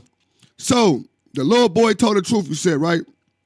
The little boy, the only person there. He said no Baby Stone Gorilla niggas was there at all. Oh, shit. On 40 Crip, the little boy's not lying. He's not lying. The little boy's not lying. That's exactly how it happened. The little boy's not lying, bro. That's not exactly how it happened, bro. Wow. That's why them niggas gangbang, them niggas need to be put off because them niggas said they didn't gangbang. Wow. I'm just saying. Well, I feel like we're going to get a rebuttal to this. Man, fuck the rebuttal, nigga. I said something back, nigga. I feel like we'll get a rebuttal to this. Yeah, we get a rebuttal, nigga, because you know, those are two different things you just say. You ain't trying to do no investment. You say, wow, that's good content. Let's get it off. Right. Lee says your birthday head ass nigga. 4EXTRAS, what are you doing, bro? Pay attention to the question. Pay attention to the questionnaire, bro, because this type of shit right here get niggas in a lot of shit. You know what I'm saying? For real. Pay attention to the question, bro, because this thing right here, just saying things and get you caught up in a lot of shit. You have to really slap the shit out this old white man. Watch yourself run this man. Nigga, that little boy didn't lie, nigga. And if they gangbang, nigga, them niggas need to be put off. Fuck the rebuttal. Fucking nigga get up here talking about, oh, he lying. Because that's what, oh, he lying or he's saying this. No, nigga. 4EXTRAS allegedly ran into the Baby Stone Gorillas in the mall. He said he went up he asked the niggas where they was from because somebody told him who they was, and the niggas said they didn't bang. He was like, oh, all right. He said, nigga, they ain't, like, pretty much went back and told the nigga, like, that ain't them. But then them niggas got online talking about they seen him in the mall and he wasn't on shit. But then there's another little YouTuber who be just lying on them who got on there and said that they ran, like that.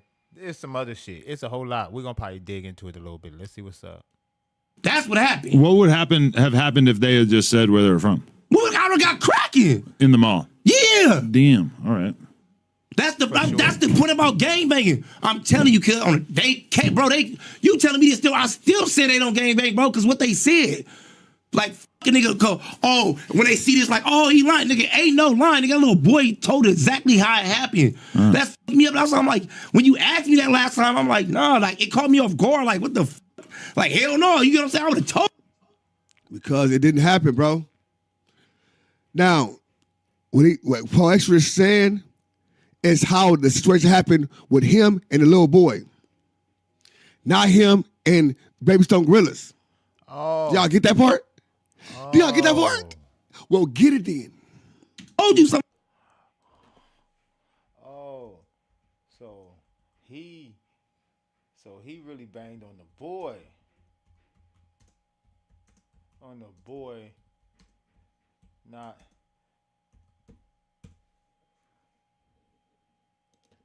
I'm like, on the tape. Nigga, I'm serious. Nigga, get the tape, nigga. Go get the tape. Oh, so he banged on the boy. I'm serious. And not the BSG nigga. Oh, 40, that's why There's no way. They got to stand on business. Be on the dead homies, bro. That's what I'm saying. Like, they said on the they didn't gang bang, bro. That's what I'm saying. Like, what the fuck, bro? Like, them kids said they, bro, I first things come down there, I'll be on one. We in the mall. You're definitely on one. Anywhere I go. So you got to think we go down to the mall, bro. So as soon as they get down there as a group, right there, they was. Well, you about to tell the story once again, bro. We don't have to hear the story 13 times, right?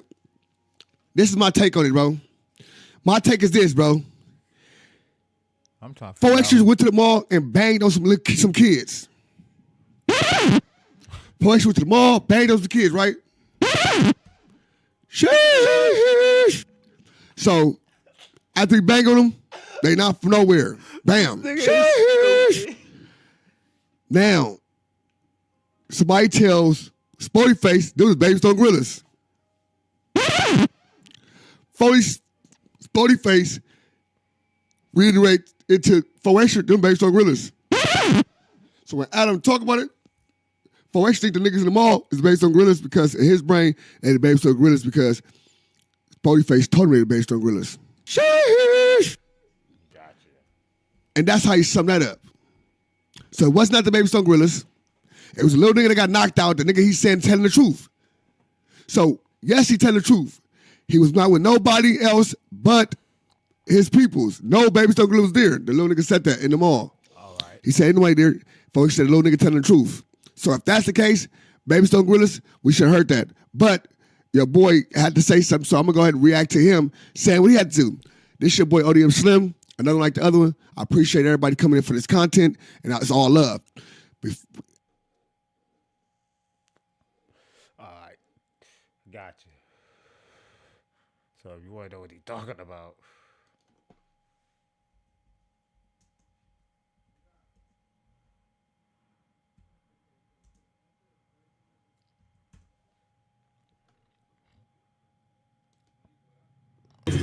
Y'all pay attention to the signs when a nigga really lying.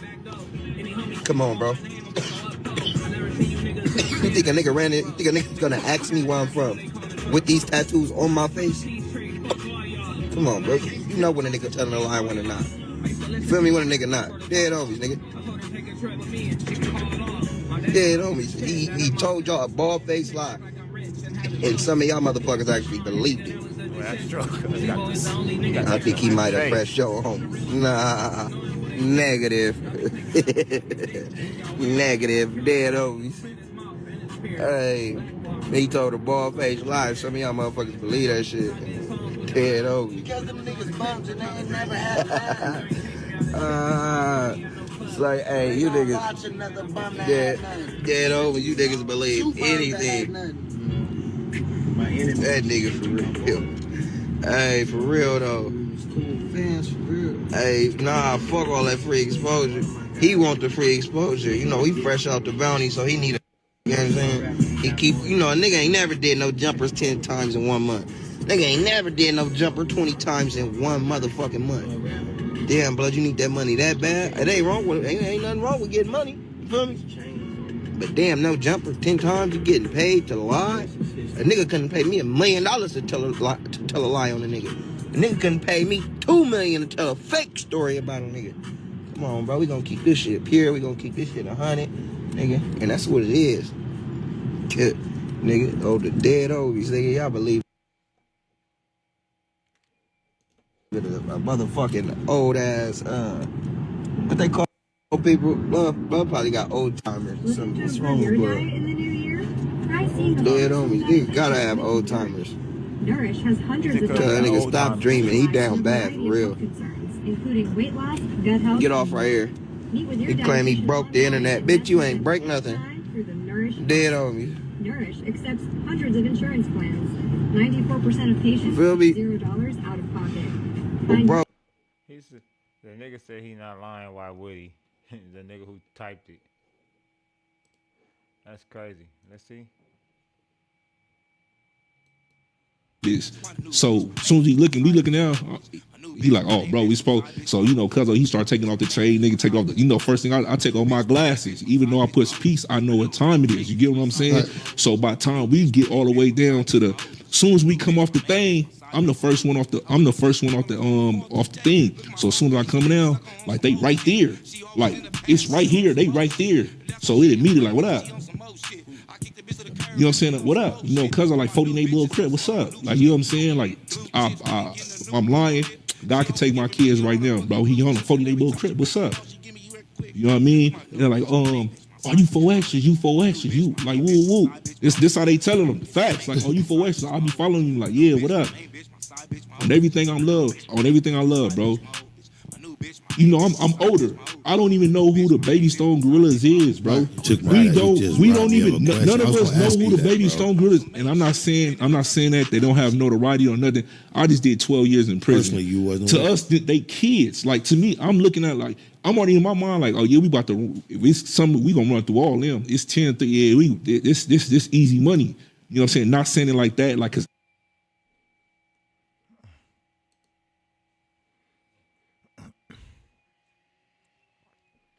Let me see. The D, man. Yeah, shout out my nigga from D's Media, you feel me? Yo, it's your boy D's Media back again with another video. You gotta think though, the cuz do got that shit on his face. So if we talking about 4EXTRAS, if we think 4EXTRAS probably don't know them niggas from. Let me see what's on his face. He got a B on his face. Snoopy Badass. I did an interview with. No, man. I don't know nothing about that. His area, and they just kind of let him rock, and they let him know they're proud of him. These niggas, Adam. What's the other one say? Boy, yeah, we gotta do an LA. Something we gotta do a off little pain. tour. We What's gotta it do a say? South Central tour with you, my boy. Oh, built off pain. The hair's growing in over it, so it's kind of hard to tell. We gotta get you back in the streets, Adam. You ain't been in the streets in a minute. Nah, you right, bro. That's why you talking about this figure, all this other shit. Pull that rose out, man. What Bring the that shit fuck, to man? Jim. I'm trying to see his tattoos. Like, How you feel about the little If he got gang shit on stink his team face? niggas getting kicked off? Man, them niggas, whatever. Like I just see them. I just see one of them niggas at Cali play. You feel me? And I hit him. Like I'm not the type that's gonna go live. So I just caught this nigga in Cali play. He wasn't on that. Or make a story about that. I hit him in his DM. Right. I'm like, bro, you seen what I was on? I grabbed the strap, came back in, and I had the strap in my hand. Like he was with two. Oh, so other y'all niggas. seen each other at Cali Club? Seen each other. Oh, my mama, look at this shit. Tory Lanez has been moved when Baby Stone Gorillas, upcoming rap group. Baby Stone Gorillas. You ain't the one he ran into though, so he didn't bang on you. Maybe he banged on some other niggas from Baby Stone Gorillas. But maybe he would have remembered banging on you for sure. I'm trying to see niggas tattoos like pause, like I'm just like looking.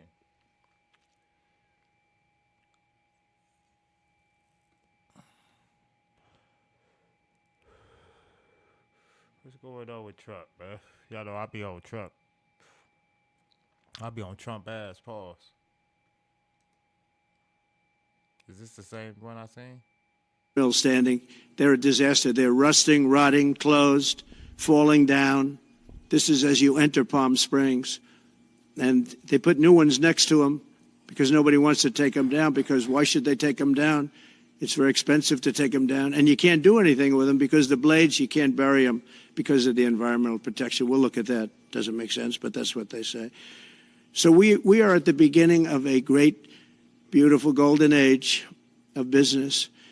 And I think we're also at a golden age of common sense, because everything I'm saying to you, from a simple water faucet that doesn't allow water to come out appropriately, to all of the other elements of what we do and what we're going to do, to take $50 to $60 trillion off our country's balance sheet because some man that has no idea what he's doing, he has no idea. You know it, I know it, the Democrats know it. What they did is a crime by allowing that to happen. And I'll bet you, if you asked him today, how much acreage did you submit? Essentially, did you destroy? You destroyed the economic viability of drilling in the ocean. And with AI coming along and all, you know, a lot of people don't realize that AI is going to be a big thing, but you'll need double the electricity at least that we have right now. So right now we produce electricity for many, many different things. AI is a very big deal in terms of the future. China is ahead of us on everything, bro. Cause we so stupid. We got FAA rules and restrictions on shit. China don't got none of that shit. We got federal restrictions on all kinds of shit. China don't got none of that shit. Them niggas over there making robots, flying whatever the fuck they want to fly in the sky. No cap. It's at Figueroa Street in LA. Anyways, Fig, well known. I don't think I need to add any commentary to what's going on at this part of the video. This is Fig. And yeah. Look at this, parking enforcement. And this is a government building right on the... Anyways, Fig, well known. If you got a truck, you need to listen up. I'm starting. Not listening to this white boy. Yeah, man. We just here, man. We vibing. Ain't nobody been in the chat, so I'm just live. Gotta get these hours in anyway.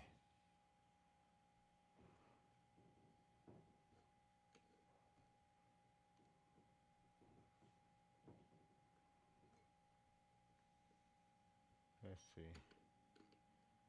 Trying some gangster shit on my own. Get on some more gangster shit.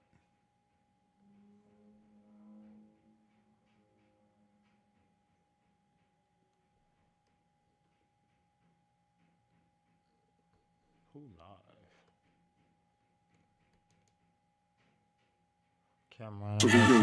Hello, y'all.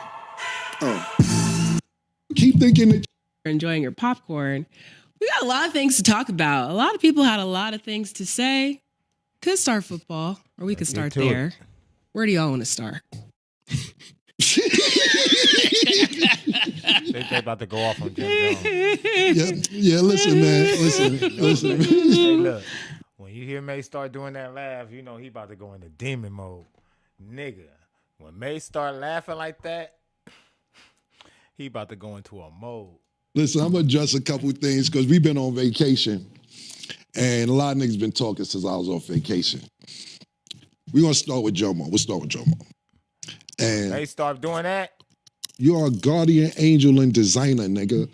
What the fuck is you talking about, my nigga? You are from the Bronx, bro. You are not from Harlem. Why do you keep thinking that you are from Harlem, bro? You are not from Harlem. I did not grow up with you, my nigga. I did not grow up with you. Contrary to what you believe, I did not grow up with you. You are from the Bronx. Did your grandmother live? Did your grandmother live in Harlem? Yes. Did you come see her? Yes. Did I see you time to time? Yes. I did not grow up with you. You talk about dick ride now. That's where this old shit. I would have left it alone. I would have left the old shit alone. But listen, dick ride. Do you remember how we met, nigga? Pause. Not met. How you got cool with us? This is how this started. I want y'all to go Google Cameron 1995 freestyle. Tenants and Penix with a 44 Johnny Honey. And now I'm in Gotti money. Niggas wanna be cool, but couldn't piss in my potty money. And let's not my nigga the door, the bucket in order, bucket the store, the run cops, like a report, sweating niggas like buckets of water. I got the jacket running wrong. It's like looking for a squad. It's like fraud tonight. The body shit was scarred. Okay. All right. Don't make it a habit, G, or I'ma extinguish two in your cavity. Cause where I'm from is like a ghost town. We packing toast clown, fuck around. Your bitch ass to get a blown crown. Doggy, you think the way you stay is raw as bloodshed. I make your block hotter than that state that Barkley played. Yeah, now go Google Mace, Cameron, Cardan, DJ Clue. Niggas don't understand, son, the bullets in they calf and they can't run. Niggas all on top of you, beat you down with handguns, flush back slugs, but you never get the land one. Run with grimy niggas and die with shit your man done. You dream the world I'm living in. Wanna fuck the bitches I be swimming in. Cute, but don't confuse me as I'm feminine. Wilder than them cats that be rowdy to the Benjamin. Google Children of the Corn 12-minute freestyle. Nigga like the blast mags, put niggas in trash bags, so dash bags will get your ass tagged. Hey yo, rough been rough for years. I be bucking queers and throw the ass down the fucking stairs. Step to this and you a doom victim. Hey yo, I'm iller than that shit that fuck up your immune system. Google Bloodshed and Cameron, Children of the Corn freestyle.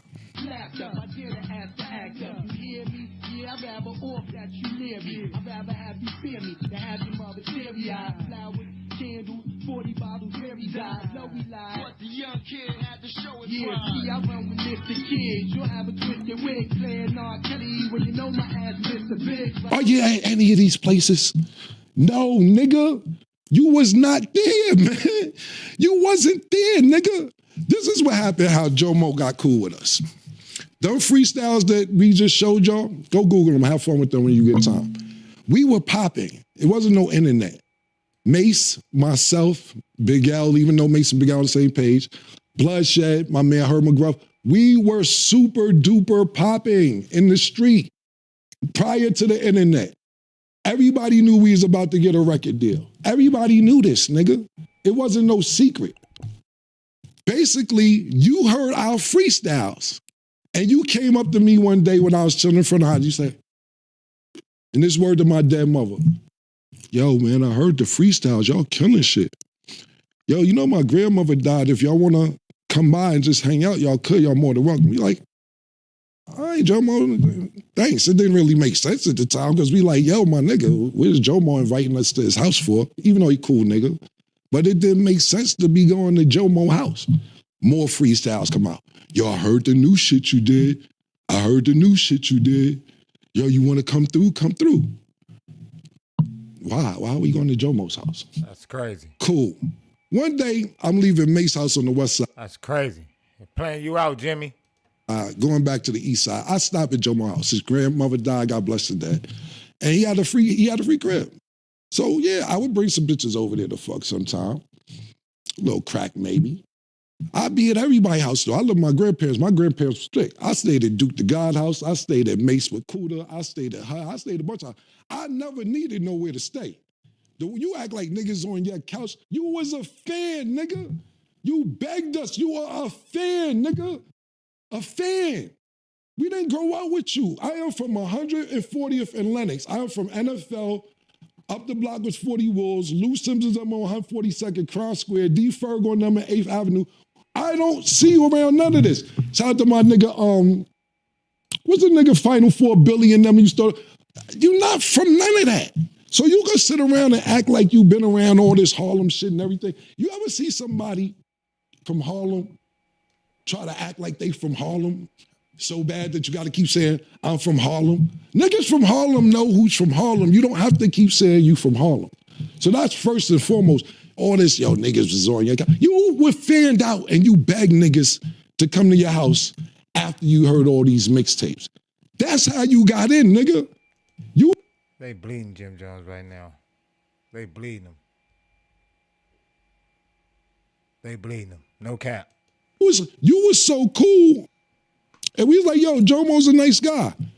Mace like, yo, I think I'll teach him how to rap. Mace actually taught you how to rap. Literally.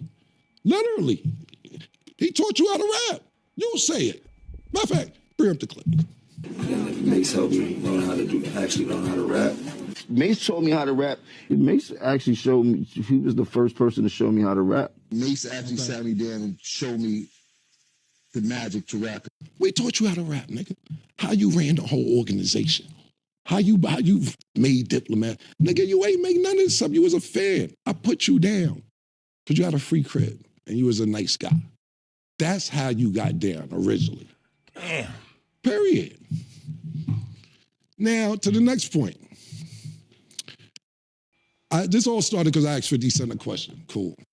I thought it was cool to ask 50. The shit happened 20 years ago, however many years ago. I thought it was all good. I had no problem thinking, yo, okay, he tricked niggas out their spot, came to the spot. I know 50 said it, and they went under, he was funny. I thought it was funny when he said the shit.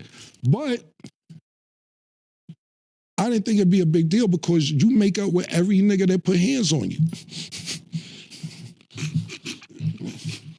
But I see the pattern now. If a nigga agree to disagree with you and don't want to take it that route because they got some genuine love for you, you keep going on and on and on. Every nigga that put hands on you or you get told takes you cool with them. I see you. Hey, y'all, look at this nigga Mace with the popcorn. He is hilarious. Mace is stupid. With C Gutter, Junior Mafia, cool. I see you taking pictures with True Life. It's cool. Man, DC, y'all having sit-downs to work out. Gunshots was let off with that. Y'all having sit-downs to work it out. You tried to chase French Montana out the game. That ain't work out. Y'all got cool. So cool that you go to his video shoot. Pardon me, not his video shoot, his movie. You're sitting in the crowd watching the premiere, and they dissing you in the movie. You in the movie getting this, and you gotta eat it. You're just sitting in the crowd. Nah, nigga, they dissing you in the movie that you went to go see, bro. You ever wonder how you met Mano? Ask him how you met Mano. Mano gonna downplay because they cool now. He tried to press Mano one day because Mano first came out. He had a little record where he was saying, dissing the rappers. I don't know he's dissing. He said nigga's name. So Jim Plus see Mano one day and was like, yo, what's up with all that saying my name? Man said, who the fuck you talking to? Oh, you think I one of them niggas? You out your motherfucking mind? Now they the lobby boys. Every nigga that do something to put pressure on you, you sit there and work it out. But when niggas got a little genuine heart for you and all that, cool, that's the pattern. If they don't put hands on you, then you can keep going on and on and on. And I ain't promoting none of this. I think it's cool that you cool with everybody I name. You gonna be 50 He next bleeding year, you. nigga. I'm happy that you cool. I'm not saying this to starve no feathers. I'm not saying that to backtrack on any beef or go anything. Like, I think it's really cool. But the niggas who do this, you keep... He's bleeding him right now. You cool with, and then the niggas who try to handle it sophisticatedly, you keep going on and on like niggas give a fuck about all that shit, bro. Niggas don't care about none of that shit, my nigga. Niggas don't care a little bit, my nigga. That's first and foremost. I'm gonna wrap it up with a couple things real quick. What I'll finish with is this, man. I'm never here to downplay your character. As much as you try to degrade my character for years and push me under the bus and say, I ain't start this and I ain't do that, and you started Pink and you made the Diplomats, which is just, if people choose to believe that, then look, I got a Brooklyn, a bridge in Brooklyn I can sell you to, my nigga. Period. But at the end of the day, my nigga, I'm never trying to downplay your character.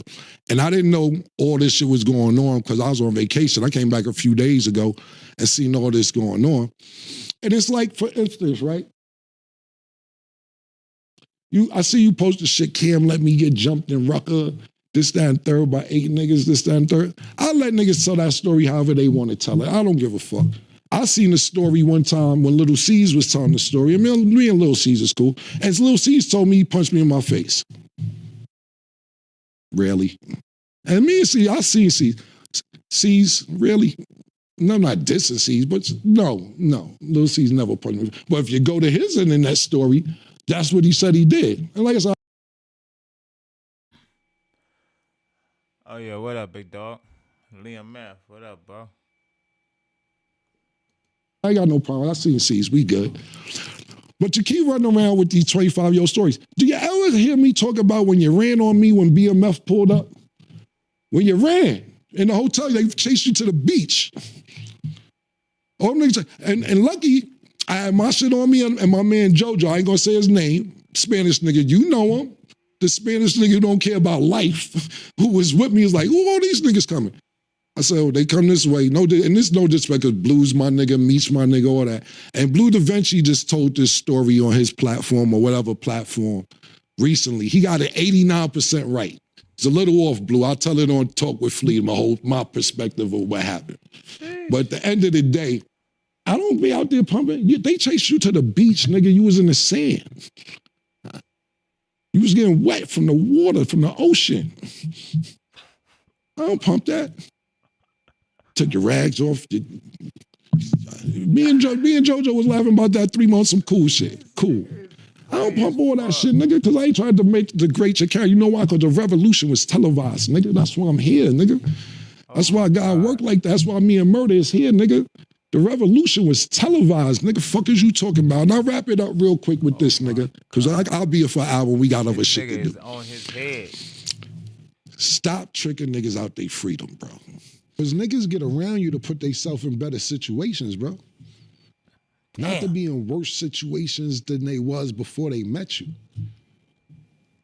You get, do you understand that? I don't know if you understand that. That's why niggas come around, but then you send them on dummy missions and trick them out their freedom. Max is doing 75. I know you don't give a fuck. Jaja just wanted to be a rapper. Jaja had 10 years, my nigga. We don't know where Jeter at. Damn. Stro is just missing. I don't know what the fuck happened to Stro. Damn. Slicey, 12 years. His godson, that was 13 years old, 8 years. Damn. Shotty, he was trying to be 12 years. Damn. And I know you love Mel, because I love Mel Matrix. That's my brother. I love him. That's your man more than my man, and that's a fact. I'm not denying it. But you said when he come home, he gonna be the triple OG. Get that man a job, my nigga. Get him a job.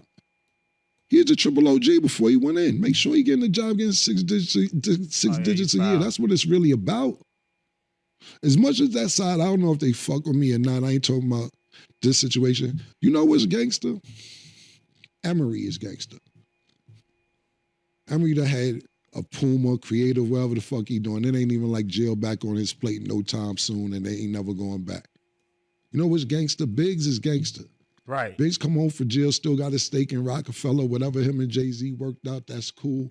Or whatever, he got St. John as artist, he working with Drink Champs. That's gangster. Not throwing niggas back in the pot that eventually do something that could get them back in the same situation. And I'm not saying, if you got something lined up for Matrix, I'm shut the fuck up. My bad, I apologize. But I don't want that for Melly, because I give a fuck about Melly. Whether he care about me like he used to or not, I still my nigga. I got love for Melly. So hopefully that'll go right. But this is gonna be the last time I address this. I did this 10 years ago. A lot of people seem like this is new business. When Jim wanted to go to Rock Nation, he sat there and was crying on Funk Master Flex, saying I did this, did that. We did this whole thing 10 years ago, bro. I'm not doing this every 7, 8, 9, 10 years. Whatever you got to say after this, good luck. I wish you luck. I got other shit to do. A lot of people don't even realize the Dipset movement was from 2001 to 2006, 7. It's 2025. What are we talking about here? If it's people interested in the stories, I dig it. I understand that. Me, from 2007 to 2025, I got other shit to do. This is not on my motherfucking plate. So I wish you all the best. I don't care what niggas say after this. I'm not addressing it no more. Believe what you want to believe, because I got other things to do. You feel me, Murder? I ain't want to snap one of them old shit. But yeah, I'm good. Hey, look. When Mace start doing this laugh, he about to snap. He about to snap. When Mace do that little Dr. Evil laugh, he about to snap.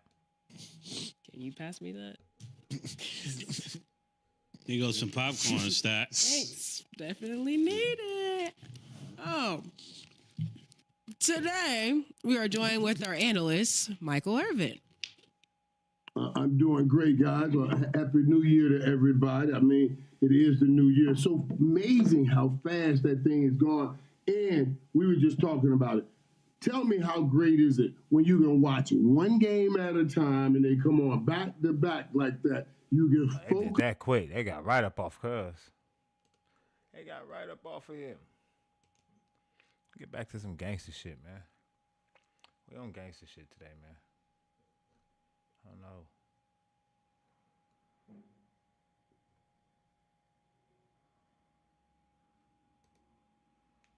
You want to support me? Go to Nene Marie 37 on IG.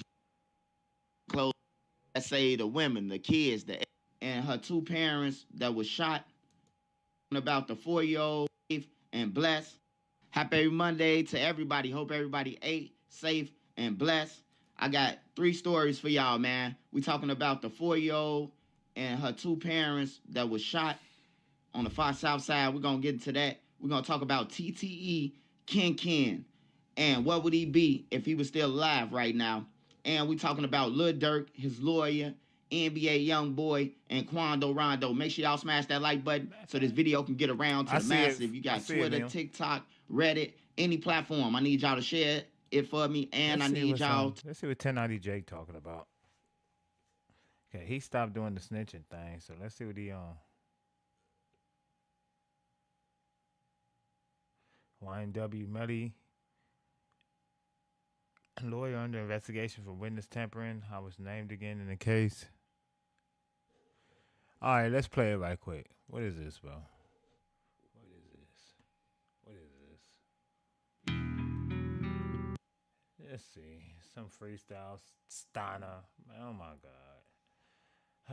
Marshall Mathers. Oh my God. He could have picked another beat. Nobody want to hear you rap over old Eminem beats.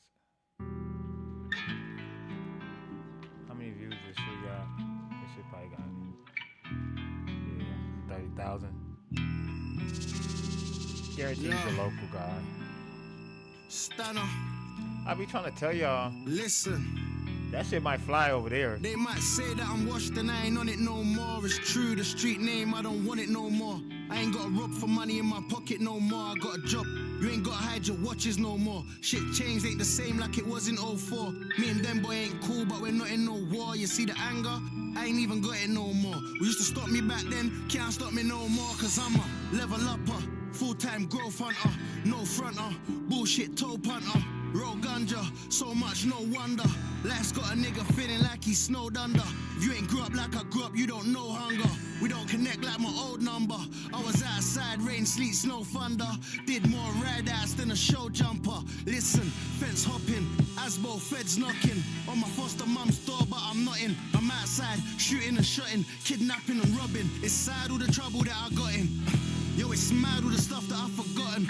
I really know about rock bottom, East End, dot cotton. Got a clean heart, it is not rotten. But will I make it into Janado? Allah Wallah. Will I make it into Janado? Even though I sold drugs and let the hammer go, I was out slinging shots like catapults. Went jail for a robbery and assault. 16, no gang, had to stand alone. Skinny man, no weight, just rag and bone. Still might jack your phone.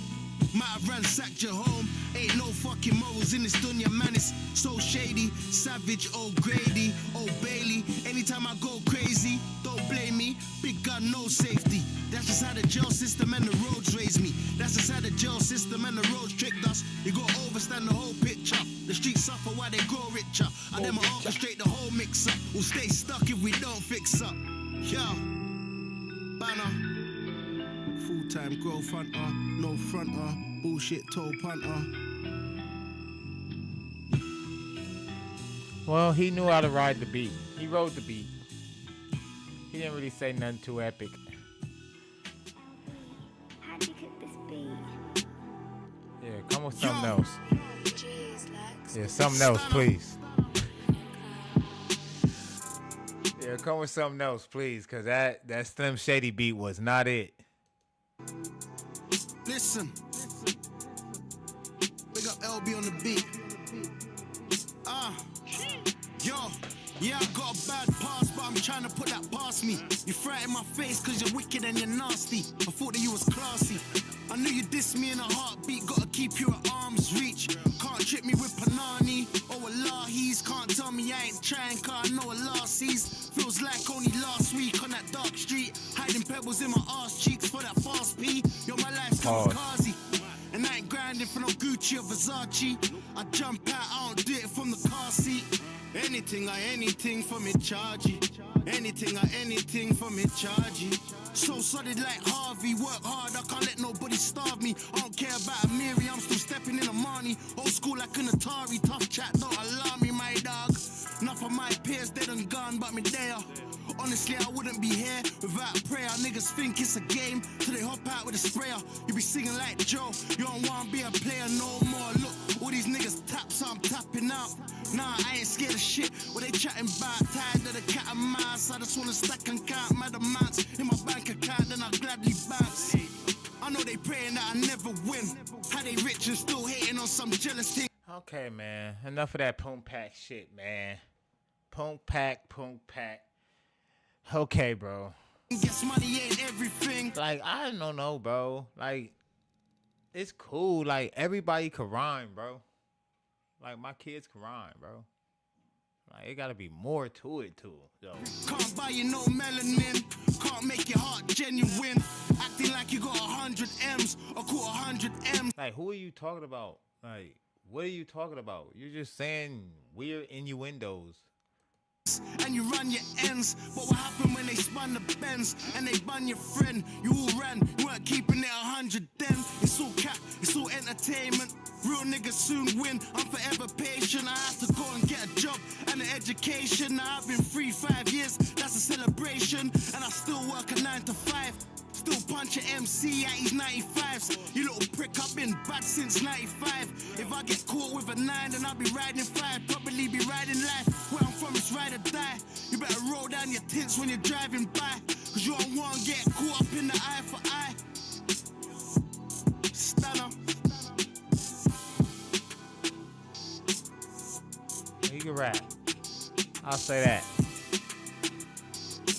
You and these UK artists. You and these niggas. These niggas. You and these niggas, Liam.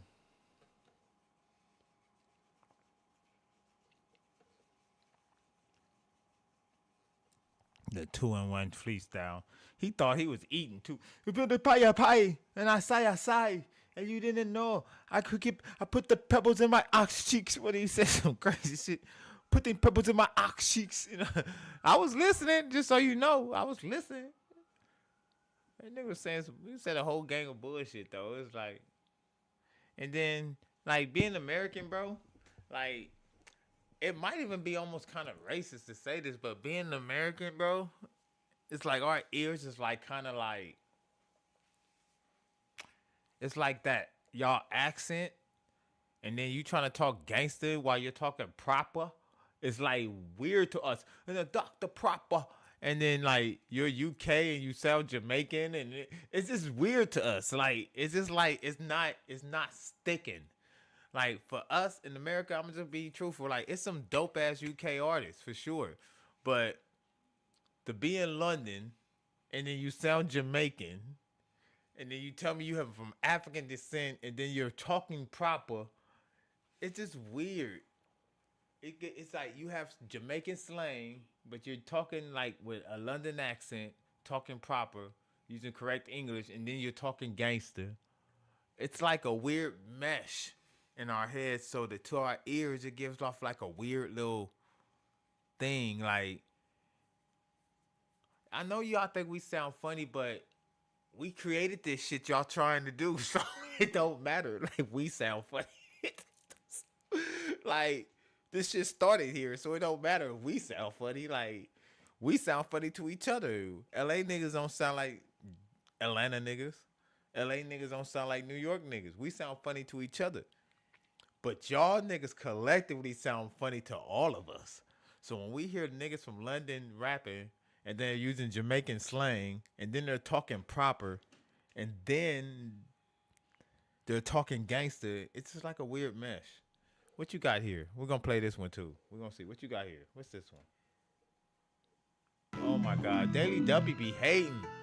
We're gonna see if they let me play it though, but Daily Duppy be hating. I might have to mute it later out the stream. So if you watch the stream later, this might be muted.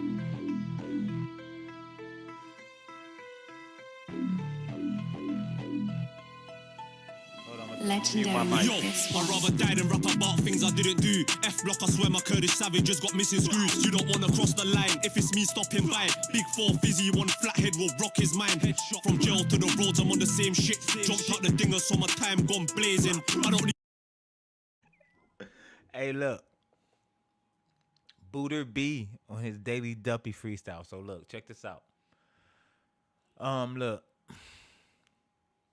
Daily Duppy is dope because they show the words and they show visuals, so you're allowed to like keep up with like the London accent in their raps and what they're talking about. That's what makes Daily Duppy dope.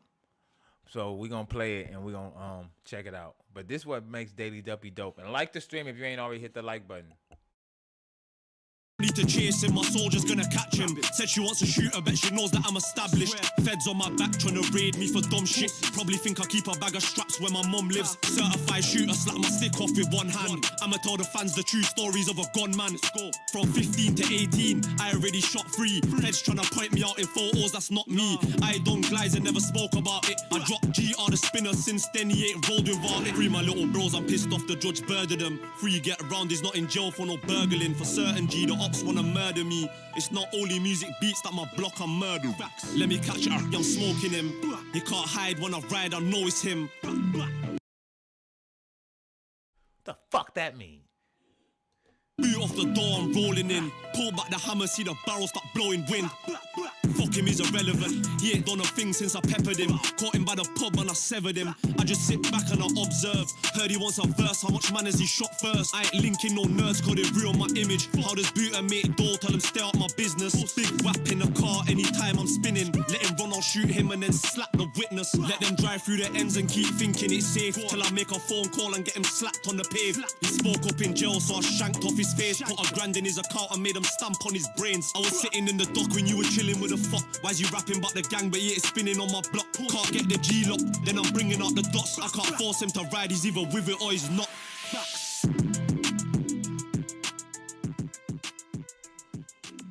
Yeah, he was doing his thing, but you know,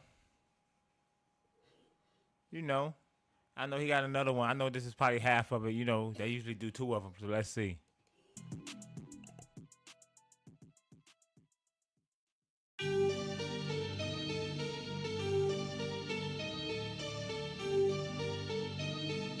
Corinne.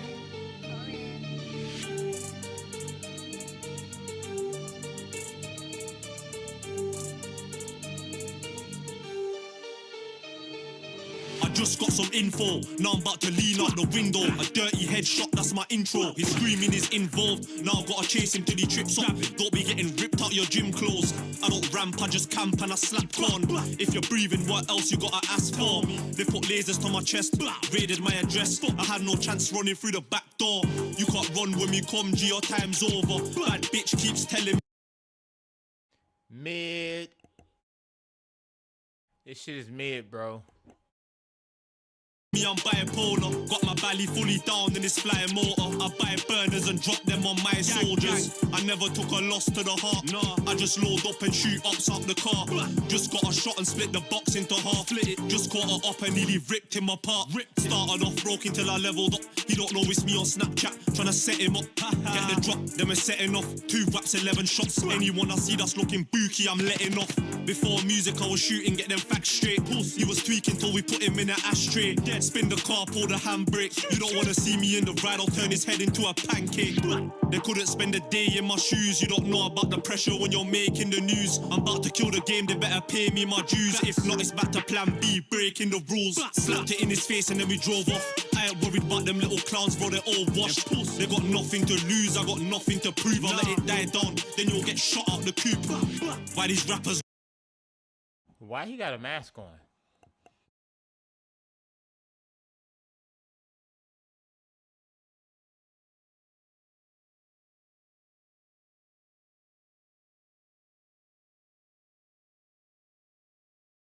Does he ever rap without the mask?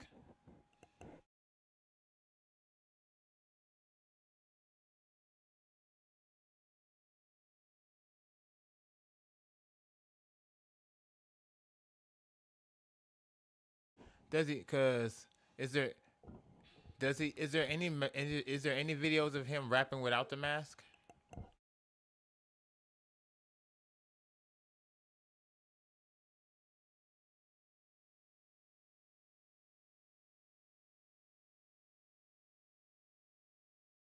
Love capping but slapping sticks. I done my research and clocked this a bag of shit. They ain't done it like me. Never stop fibbing. It slapped off the burner, both eardrums ringing. I done it on the main road. I done it on the side road. I done it with a Dillinger. Slapped it one eye closed. I stepped with a 38. I burst to the sawn off. My ops get shot. My door gets kicked off. Tell me I'm lying, then I'm dying. Got him shot without trying. Done bootings on license. All I know is violence. Drive-bys and knife. I have a theory. I have a theory about these dudes.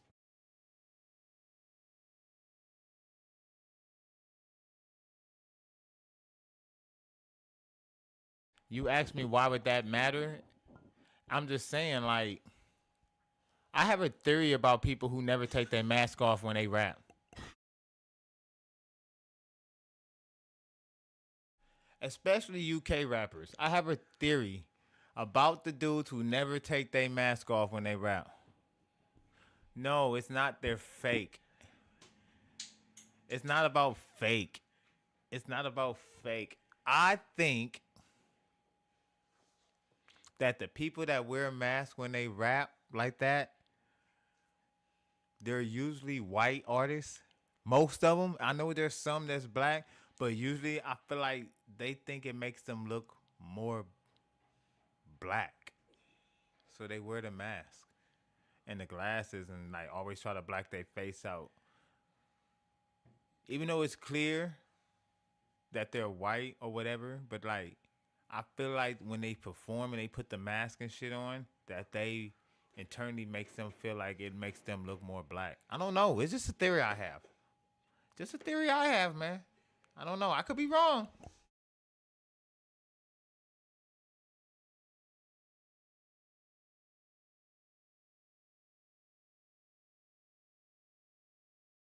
I know that everybody wears them, but you always notice it's always the white dude. It's always the white dude that wanna like, I always wear my mask when I rap.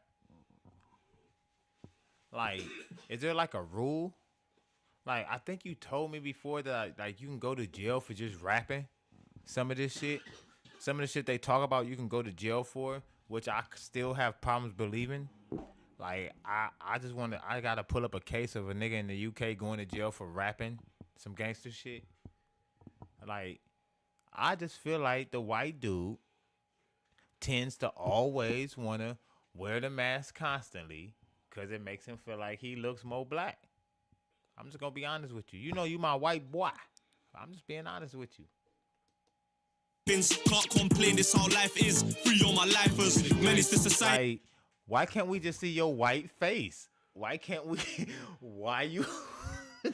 Why can't we just see your blue eyes when you say all this gangster shit? Like, why do you gotta have the dark glasses on, the shiesty, covered up your face with the iced out chain on and the black hoodie? Like, why can't we just see your true face that your mama gave you when you rapping? Why can't you stand on business?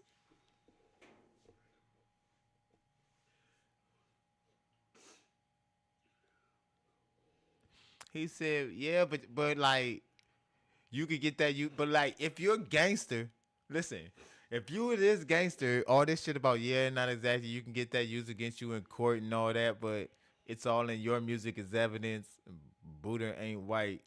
Look, bro, maybe he's just extra light skinned, even if he ain't white, right? I'm just saying, like, even if you could get used against you in court, we knew that already. When NWA dropped Fuck the Police, they knew the police was outside and you gonna get fucked up for saying fuck the police. They didn't give a fuck. They made the song.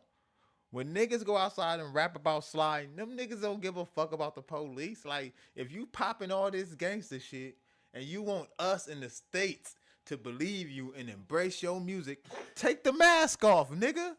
Stand on business. That's all I'm saying. That's all I'm saying. I just want to know if he really like that. If you really like that, why are you hiding? Like, It's like you don't want your mama to. It's like you put a mask on because like I don't want like I'm rapping. I don't want my parents to know I'm really talking like this type. So now it's like I don't want my family to know it's me rapping. Like, are you really like that, or you're hiding from some kind of authority figure because you really not like that? Whether it's the police, your parents, or your family, are you really like that? That's all I just want to know when it comes to UK artists.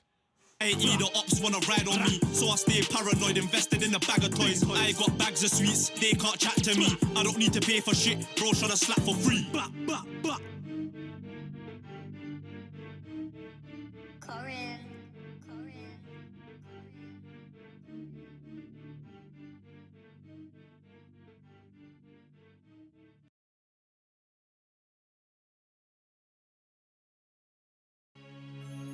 Look, see how Blade Brown ain't got no mask on?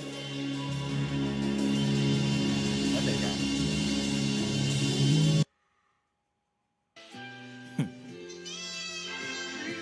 Okay.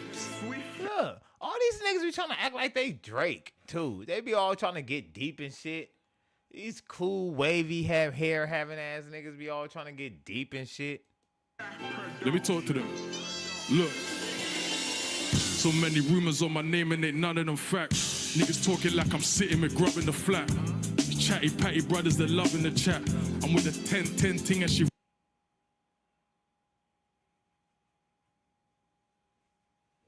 See what I'm saying? See what I'm saying? It's shit like that. Shit like that. See what I'm saying? I can't deal. See what's up with the news. All of the above. I mean, look, if you think about what we've done on mental health in this state, the General Assembly last year, in the budgets we proposed, we're spending more money now on mental health than we ever have in the history of our state. And we'll continue to do that. I would rest assured with the budgets that I'll be proposing anyway, and I'm sure the legislature is very supportive of that as well.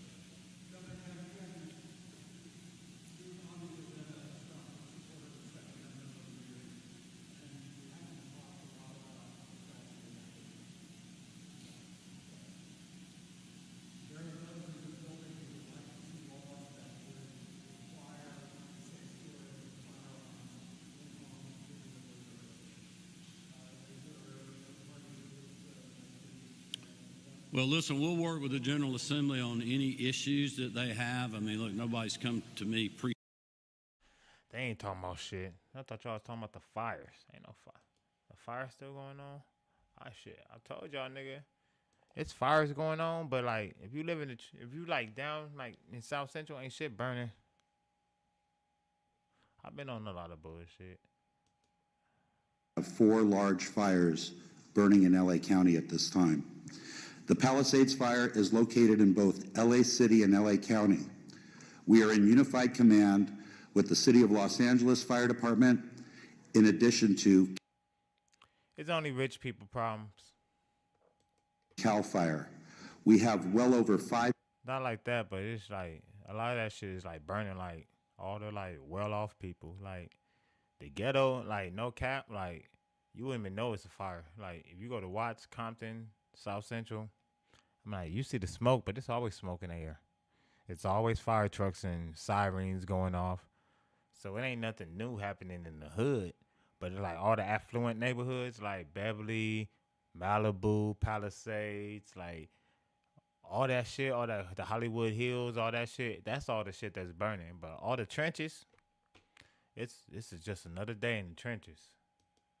5,000 acres that have burned, and the fire is growing. We have no percentage of containment. We have an estimated 1,000 structures destroyed. Damn, they have no containment. And also, Yeah, the fires is close. Look, I could go to every fire within 15 minutes. The fires are close, but it's not really affecting like us. Not us, not like the hood. It's not affecting the hood. It's not affecting Inglewood. It's not affecting Watts, Compton, South Central. It's not affecting us. Like there's no extra traffic. The only thing that's affecting is maybe the air quality.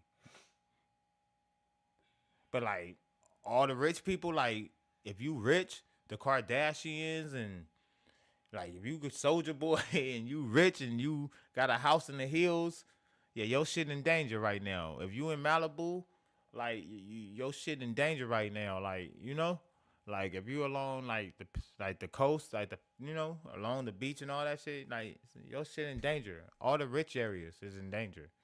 If you in the hood or something, shit, man, this is just a normal day in LA. Ain't shit really bothering nobody. No reported fatalities and a high number of significant injuries to residents who did not. Like that's the Getty Observatory. Like, come on, bro. Look, these is hills. We came in to afford to drive. We came in to afford the gas in these neighborhoods, let alone to live there, nigga. This shit all burnt up. Evacuate, in addition to first responders who are on the fire line. We have over 1,000 personnel assigned, and the cause of the fire is unknown. However, it is under investigation. For the Eaton fire, it is located in both the Angeles National Forest, the Altadena area of LA County, and Pasadena. LA County is in unified command with both the Angeles National Forest and the Pasadena Fire Department. Yeah, you straight if you come visit out here, nigga. No Jumper, coolest podcast. I ain't gonna let I'm 4EXTRAS back get today you. with my man, and we officially made it official. We have reached an agreement. Off the back. Off the back. Off the motherfucking back. Look. Off the back. Off the bat. No, but 4EXTRAS signed No Jumper, so 4EXTRAS is No Jumper host. Eventually, 4EXTRAS gonna end up trying to kill Adam. It always starts like that. First you cool with Adam, then he hires you. Next thing you know, it's fuck Adam 22. That's how it always starts. No, I don't fuck with Adam. I don't even know that nigga personally. I just know how it's gonna end up. I just know 4EXTRAS. I stopped watching that shit too. I just be paying attention. 4EXTRAS just signed to No Jumper. 4EXTRAS is a pretty charismatic figure right now on the internet in LA.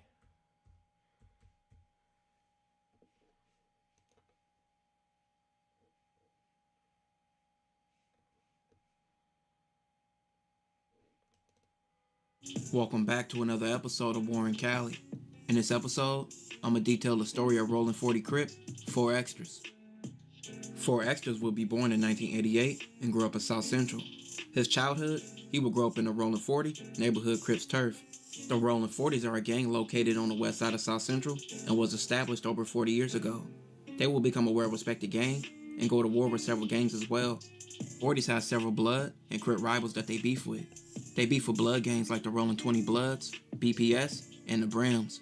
They also beef with several Crip gangs, with gangster Crip gangs like 5-1 Troubles, 5 Dudes Broadway Gangster Crips, and several other gangster Crips including the 5 Dudes Hoover Crips, who are part of the Hoover Car, but also part of the Gangster Car. But that makes them beef with the rest of the Hoovers as well. The 40s are neighborhood Crips, which includes several gangs in that alliance, and they're also in a part of the Rollin' No Alliance, which includes gangs from the 30s to the 100s, meaning they're affiliated with every gang that's under those two umbrellas. In the past, the 40s have went to war with gangs that they were allies with, being the Rollin' 30s and the Rollin' 60s. And at a point, the 40s war with both of those gangs got deadly. But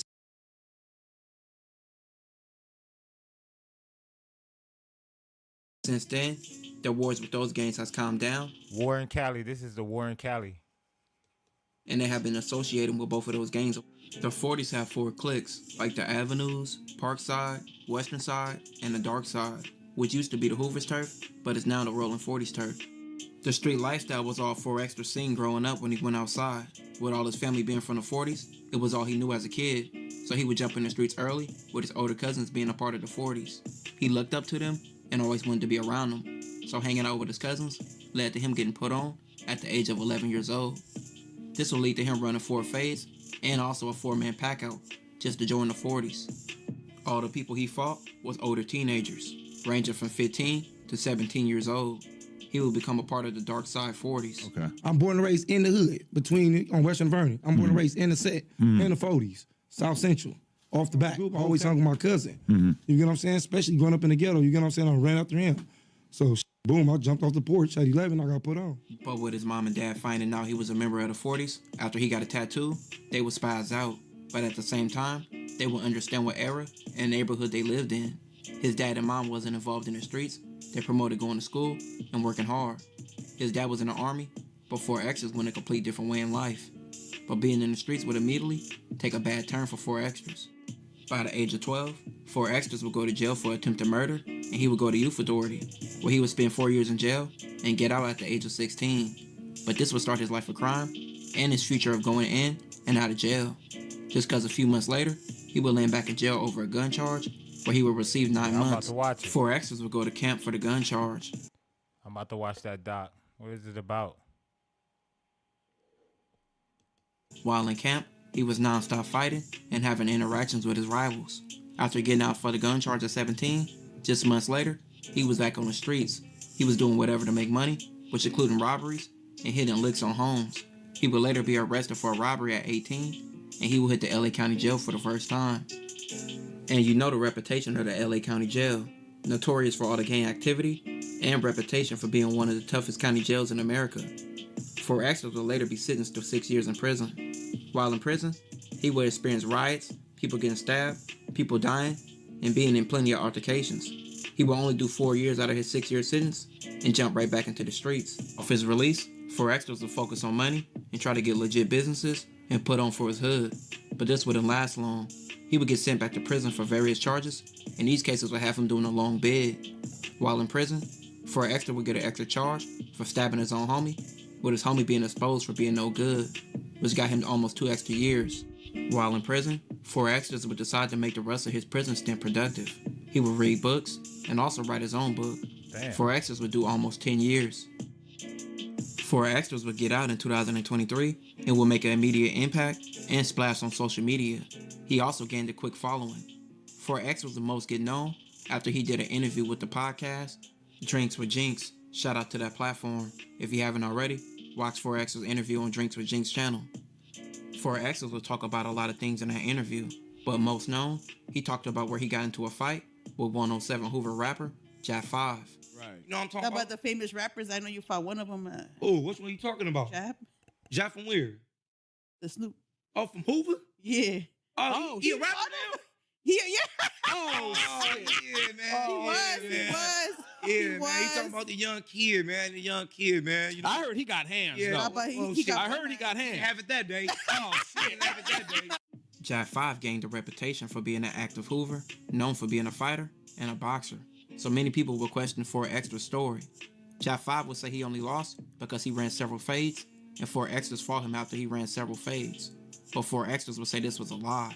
4Extras would double down on what he said already on Cam Capone News and address the situation with him and Jack 5. Everybody know my MO from the streets, to the jail system. You get what I'm saying? You But go. they asked the question, you know what I'm talking about? I told him I booked him. You know what I'm saying? And I guess, his step-pops responded back with some lies, whatever his stepson told him. But they ain't on his step-pops, though, because he didn't know. He was going by what his stepson told him. But I had to set the record straight, Of recently, 4Extras has been promoting his book and has been doing several interviews with No Jumper, Cam Capone, and several other platforms. He's been promoting himself on Instagram as an influencer as well. This will conclude this.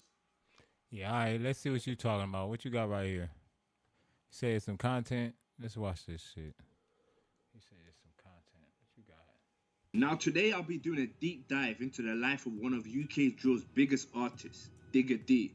Growing up in West London, he was faced with many challenges where he rose to becoming a successful rapper. Fame comes with being in the spotlight, where your highs and lows are documented for the world to see. From the outside looking in, it's easy to criticize, but like all people, Digger is a product of his environment, one that shaped him into becoming the man he is today. Misunderstood, spoiled, mistreated, Well, that's for you to decide, but come to the end of this video, you'll be more qualified to make that judgment. Now, Digga D, real name Reese Herbert, was born in West London on the 29th of June 2000 to a Jamaican father and Barbadian mother.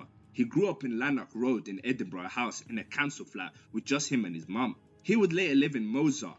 He was particularly fond of the gangsters from Mozart Estate, which would later become enemy territory. At 11 years old, Digga used to attend the Harrow Youth Club. It's here where he would meet the brothers Huncho and Jay Sav. They would click and enjoy criminal activities together, which included petty crimes like robbing bikes. Now, as young as 11, Digga would start dealing cannabis. He even mentions how he used to sell weed to the girlfriend of South Kilburn gangster and rapper M. Low. Digga would attend Chelsea Academy along with his friend M. Scum. However, his street life would catch up to him in school. He was kicked out in year 9 after getting caught by deputy head teacher Bernie Whittle with cannabis and ended up not taking his GCSEs. As Digga grew older, he joined a gang located in Ladbroke Grove known as 1011, the numbers representing the respective postcodes of W10 and W11. The boss of the gang was known as Johnny 5. Other members included M. Scum, Huncho, J Sav, TY, Striker, AP to name a few. This is also when he started making music.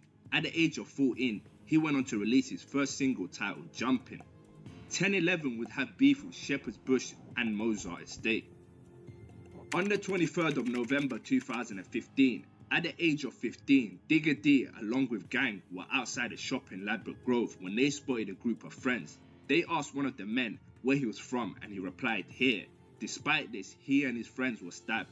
Digga D stabbed one of the guys in the chest and sliced him in the stomach. The man stabbed was an 18-year-old who was born and raised in Southall, but had been living with his girlfriend and her mother a week before the attack. The chest wound he suffered required a 6-hour operation, with surgeons using nearly 40 staples to put him back together. He went 3 to 4 weeks in hospital. Another male who was with him at the time, who was allegedly injured in the attack, suffering a less serious knife wound to the buttock.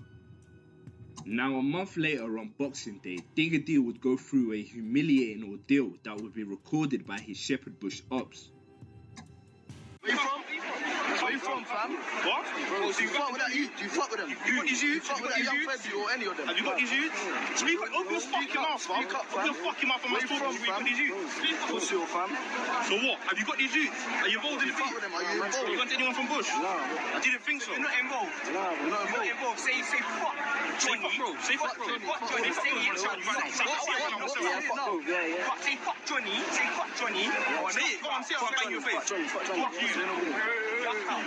As you heard, he was forced to denounce his gang and his boss Johnny. This would go viral. All the mockery online would get to anyone. For Digga, it would transform him into someone who needed to prove his gangster. In his own words, I know y'all ain't got no guns. They was gonna stab the shit out of you, but you was supposed to fight, nigga. You gonna make them niggas record you dissing the hood? Oh, no. Nah. Digga D gotta do something, nigga. Digga D, this would not slide on the West Coast, Digga D. You would be put off the same day. Digga D, you would not be from the gang tomorrow, nigga. It's over, Digga. You lot turned me into a demon, and that's when I copped a gauge. He would invest in firearms and become known as Shotgun Shane. 2017 was the year of revenge for Digga. On the 7th of February 2017, he and gang would travel to the White City estate. They spotted 12 anti-member known as Twin, along with a friend. They would stab him up. Digga would be arrested on suspicion of GBH. Police obtained CCTV that showed suspects attending the scene on bikes while wearing balaclavas. Their intelligence linked Digga to the crime, but he would later be released. Digga would carry on seeking revenge. He put his investment in shotguns to work and would travel to Dargano Gardens where he shot 2 rival gang members in Tubbs and Olag, hitting one in the head. Tubbs was from Bush and Olag was from Halsden. Digga would later be charged with 2 attempted murders. Despite this, he got no further action, which is when the police make a decision not to charge someone with an offence. This may be because there's not enough evidence or it is not in the public interest. Now, on the 11th of April 2017, N-Gang member T-Wiz, real name Abdullahi Tarabi, would be murdered by Rayners Lane gang member T-Rose, who was good friends with Digga D. Digga D, along with 1011, would later make mocking his death a theme in their songs. Now on the 25th of T-Rose. of August 2017, Digga D, along with fellow 1011 members T.Y. and J Sav, who now went by Sav O, would release a Next Up freestyle on their Mixtape Madness YouTube channel. It would go viral, not only changing drill, but changing Digga's life, propelling his music career to new heights. This song would gain millions of views. Digga D couldn't care less though. The streets came before his career, and on the 9th of November 2017, Digga D and members of 1011 were arrested in a stop and search in which they were carrying machetes and a baseball bat while travelling to the Op Block in hopes of catching 12 anti-members in Shepherd's Bush. 1011 told the police they were making a drill music video, but that's how they slide. This how they slide over there. When they about to go slide on the op, this how these niggas load up. That's one thing we gotta respect about these niggas. We know they don't got that many guns over there. So when they go slide on the op, this what they get arrested for sliding with. The police pull y'all over and y'all got shit like this in the car, you going to jail. The police pull us over in LA and we got shit like this in the car, we're going home. I promise you. If the police pull me over and I'm one nigga and I got all these knives in the car, I'm going home. In LA, they gonna be like, why you got all these knives in this car? I'll be like, I don't know. They gonna be like, all right, let them go. They don't give a fuck. I know, out there, they really use that shit. In LA, police know you ain't about to use that shit. I ain't about to use that shit. That shit be laying around the garage, rusty as a motherfucker. We be having all kinds of shit like that laying around the house, rusty as a bitch. Nigga ain't using that shit. On my mama, we ain't using that shit.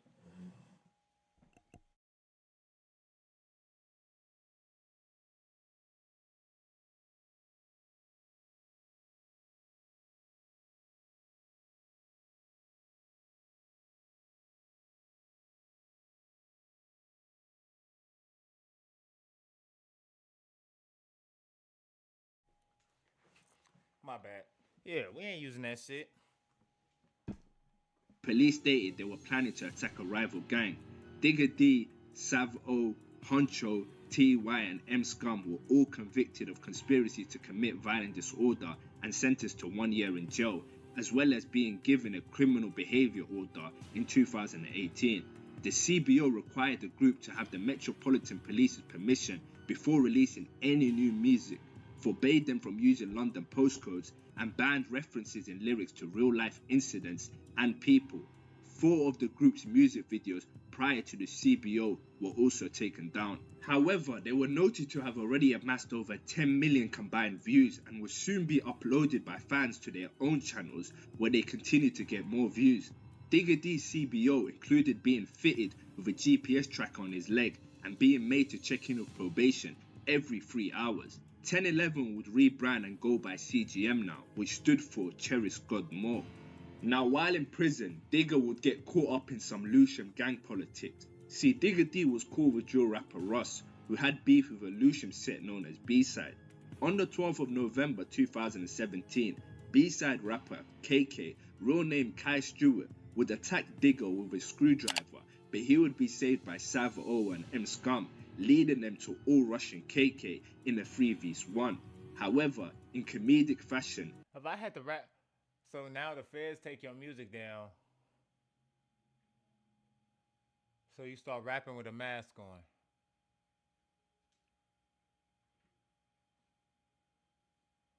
You don't think they know that's you?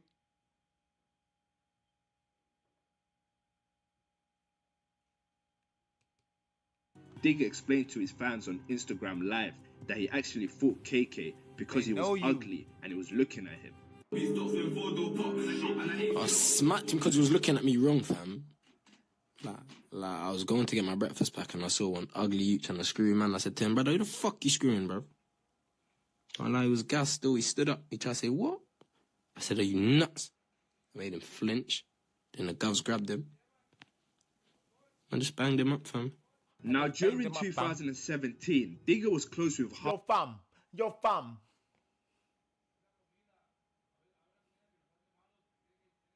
I guess. Harlem Spartan rapper Lowski, they would link up a few times, but things would soon change, as in most cases in the streets, it was over a female. A girl that Lowski at the time was seeing would visit Digga D in jail, which annoyed Lowski when he found out. In March 2018, Lowski would respond to the disrespect by taking a picture with Digga D's. Look, I just don't give a fuck how big the knife is. You niggas don't. You not tough to me. I don't give a fuck. Yeah, I mean, I don't know. It takes a different type of nigga to stab you up. That's true. But you rapping tough to me, like you gonna come do something to me. I don't know. I'm from LA, so I don't know. It's just different.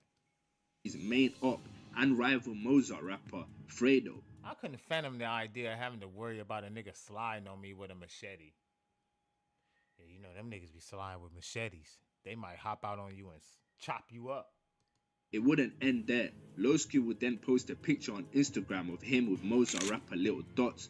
Under his comments would be CGM member Sav O, aka J Sav. It escalated into Digga D under his Instagram name back then, which was Pyrex Living, to comment. He said, "Imagine chilling with the youths that duppied your cousin. Music industry is effed." A back and forth then ensued before Lowski then ended up deleting the picture. UK niggas be thinking they in the music industry. You not. Let me not. Let's finish the video. We're getting to that too. Look. Why they always be doing American beats, bro? That shit's trash. And it be the old 90 hit. That shit be garbage. Why? The last nigga just did a Slim Shady shit. That shit is weak. Sitting down in my cell, chatting to Lowski Bell. Yeah. She says she's coming on a V. Traveled all the way to the fells. So how could you chat my name? God, you ain't got no shame. God, you're trying to jump in beef. You should ride for SA. Pussy boy gon' suck your mom. Suck your mom. Freedom man, I'm saying no. Look. In 2018, 156 member Nito MB would respond to the verbal abuse Digga D was giving his late friend T Wiz on his Lightwork freestyle. He responded by saying, "And how can you give man lip when you're shaking ass for your friend? That's vile," which was directed at Digga. See, there's a video online which I won't post for obvious reasons. We be so of lost. Digga playing around with his boys and Look,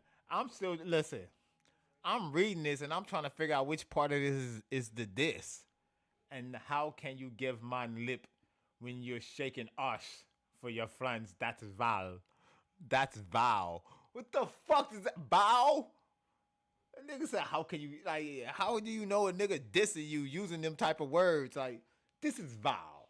How could, like, nigga, you dissing me in Shakespearean terms, nigga? Don't be trying to pull up talking gangster to me with Shakespearean terms, nigga. Thou art shall not vow. Like, bro, your bitch ass stuff. I would spray the whole scene, nigga, if a nigga pulled up talking to me in Shakespearean terms, nigga. Fuck all that. And how can you one man give me lip when you're shaking arse from your friends? That's vow. Like, the fuck up out of here, bro. I'm supposed to be mad at that tweet. If I seen that tweet, I'd have been like, scroll. Where art thou? Shall. Like, that's vow. Pulling up his pants and twerking. Central C, who you may know today as the biggest drill rapper from the UK, well... Oh my God, they're doing work outside of my building. What the fuck is this noise? This he nigga, was a man, melodic, on, wavy yo. type of... What is he?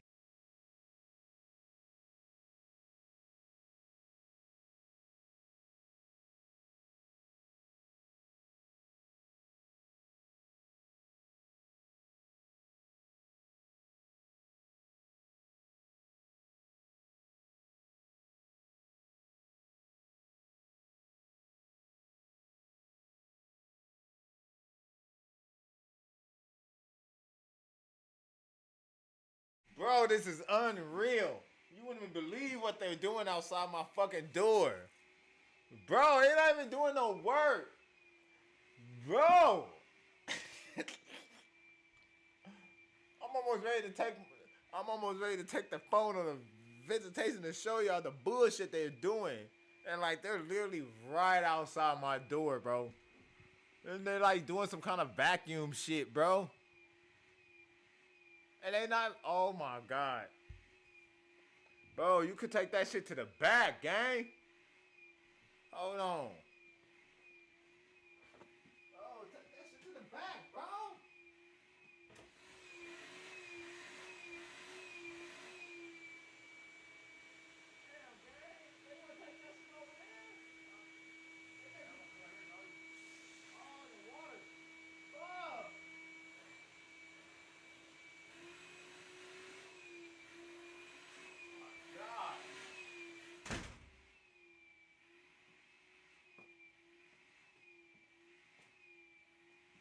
Oh my God, bro.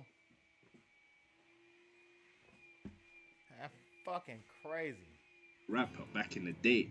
Now on the 10th of November 2018, he and his brother and a few guys from Shepherd's Bush would be outside of Sainsbury's on Davisville Road when two CGM members approached them. A verbal war would ensue before one CGM member would stab Central C's brother just under his left shoulder before fleeing from the scene. The two CGM members were later arrested, one of them being none other than Digger D. However, Digger would take a no guilty plea and beat the case. Now on the 2nd of January 2019, Digger along with fellow CGM members would travel to Harrow Road to look for Mozart Estate HRB gang members. HRB stood for Harrow Road Boys. Now armed with baseball bats and machetes, they would spot HRB members and a fight ensued. At 7:10 p.m, police were called to reports of a large fight involving 20 people armed with weapons in the area of Great Western Road and Harrow Road in Westbourne Park. By the time police arrived, all the suspects had run away, but a 17-year-old had taken himself to hospital shortly after the fight with a large slash wound to his face, and another man who was called Damani Charles was a HRB member who was known as Sav in the streets. He was stabbed in the abdomen by Jay Sav and attempted to leave the scene, but was found and treated by police and then later arrested. Now, officers went through 100 hours of CCTV footage and identified a further 6 suspects. At least 7 knives, a machete, and 1 firearm was brandished during the course of the fight. CCTV helped detectives identify a grey vehicle that arrived at the scene just after 7 p.m, 10 minutes before the fight, with the 17-year-old and Jay Sav inside. This vehicle was followed shortly after by another red car carrying Digger D.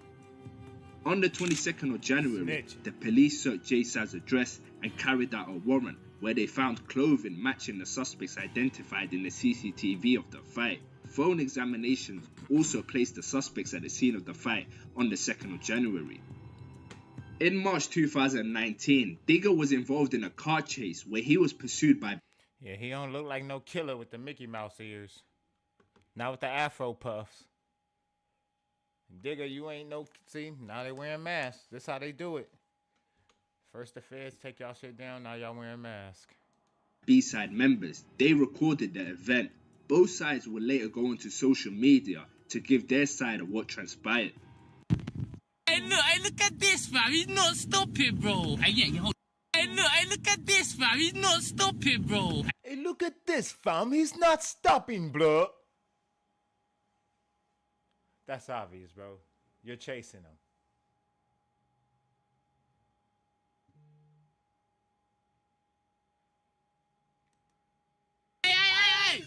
Hey, man, like Digger D doing dashes and that. Hey, what's going on, man? Look at him dashing bottles. Dashing bottles and that. Dashing bottle, you fucking neat, bro. Hey, fuck that. Hold on. Where's that bottle gone? Hey, man, Hold on. Listen. Fucking man. Get on the side of him. Throw your knife.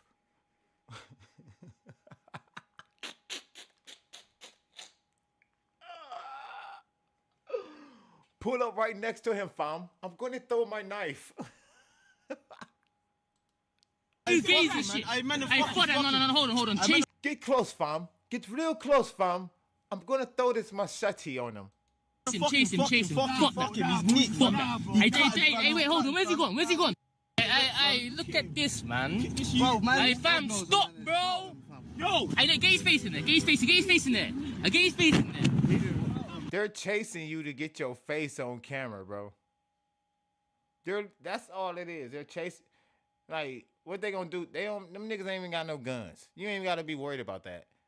I wouldn't be running in no car. What you gonna do? Run up on me and take pictures? Look, fam, he's running, fam. Fuck up out of here. That's Vow.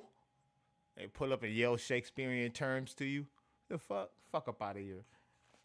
Look at him. He's bloody running. How you doing? Y'all niggas better stop.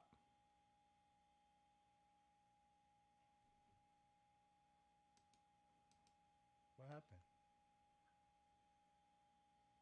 happened? How could a man say man got but? He told they probably got guns. He said it's a lot of guns. Hopefully, shit. Hey, fam, all the man them are good, bro. I wouldn't give a fuck what it costs.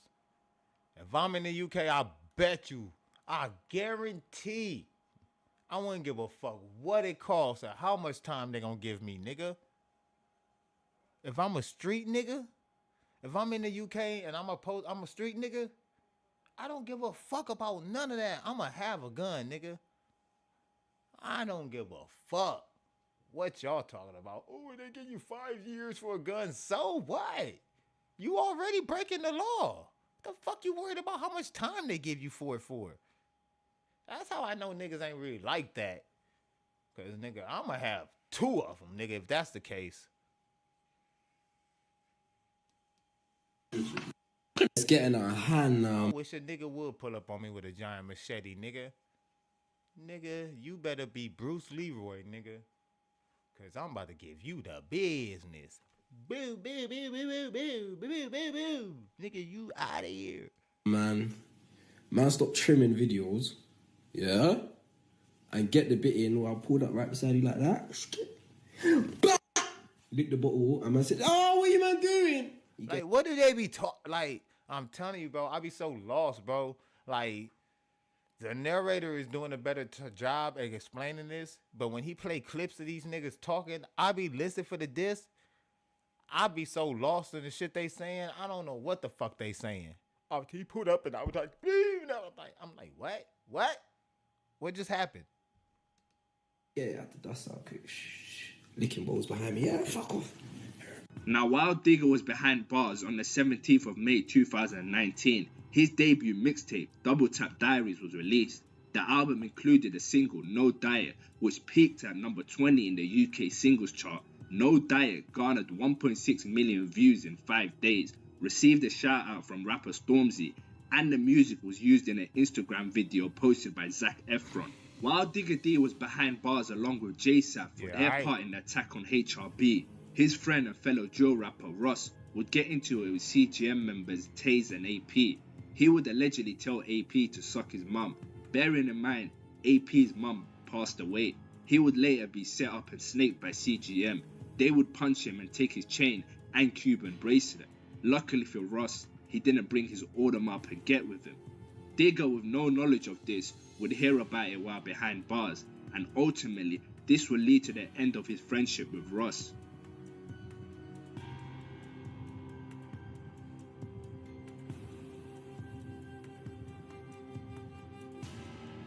In August 2019, Digger, during his stay inside Wandsworth Prison, aka Wano, he would be stabbed in the eye. The attack almost left him blind in his left eye. Not LA niggas. Hey, it's sad to say, not LA niggas. I don't care what nobody say. Nope. You know how people say LA niggas think they the toughest niggas in the world? I think we're more prepared than most niggas. So no. I seen LA niggas go everywhere and turn everybody to Bloods and Crips. I haven't seen nobody come to LA and bring nothing new. I haven't seen nobody. I done seen LA niggas go to UK and start Blood hoods and Crip hoods. Honestly, yeah, anyone can get it, but everybody don't get it. That's what I'm saying. everybody ain't a nigga you could just give it to. That's what I'm saying. Like for me, anybody could get robbed. But nigga, I walk around everywhere with my jewelry, nigga, and ain't nobody rob me because everybody ain't a nigga you just rob. You see how that works? Yeah, I could get robbed, but I don't. Yeah, LA niggas, yeah, anybody can get it. Yeah, but we don't. We make niggas conform. Niggas get down or lay down when we show up. I don't give a fuck what nobody talking about. If we go anywhere, you niggas want to be us. So they either get down or lay down. That's it. You either gonna shoot it out with us or you gonna want to join us. That's it. It's only one way around it with LA niggas, and we prepare for both. So I don't care what nobody say. Yeah, anybody can get it. Yeah, anybody can get it, but a lot of niggas don't.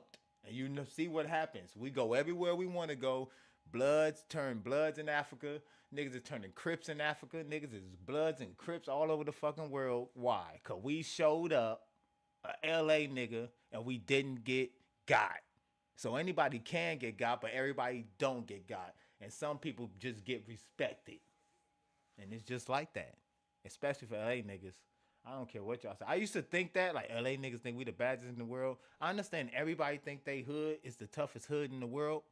But I'm going to keep it G, bro. I've been a lot of places. It's a lot of crash outs. Like, you go to Mexico. Yeah, that's another type of thing. But I'm talking about as far as, like, urban street war. Not cartel influence or, mob influence. I'm talking about just urban street gangs. I'm talking about urban street wars, urban street gangs in the South, in the North, on the East Coast, in the UK. We talking about just straight street gangs. LA got you niggas whooped. We're not talking about no, you know what I'm saying? No organizations, no Italian mobs, none of that. If we talking about straight basic street gangs, LA got you niggas whooped across the board. Everywhere. I'm talking about across the world, nigga. I'm talking about clear across the plane. We are so far above y'all heads. We be looking down on street gangs like this in LA from everywhere else. Like, we're so far ahead. We have 5 generations of older people who actually deal with us. Like, can't nobody else say that. You can't even go to Chicago and say they got 5 generations of gangbangers that actually deal with their younger homies.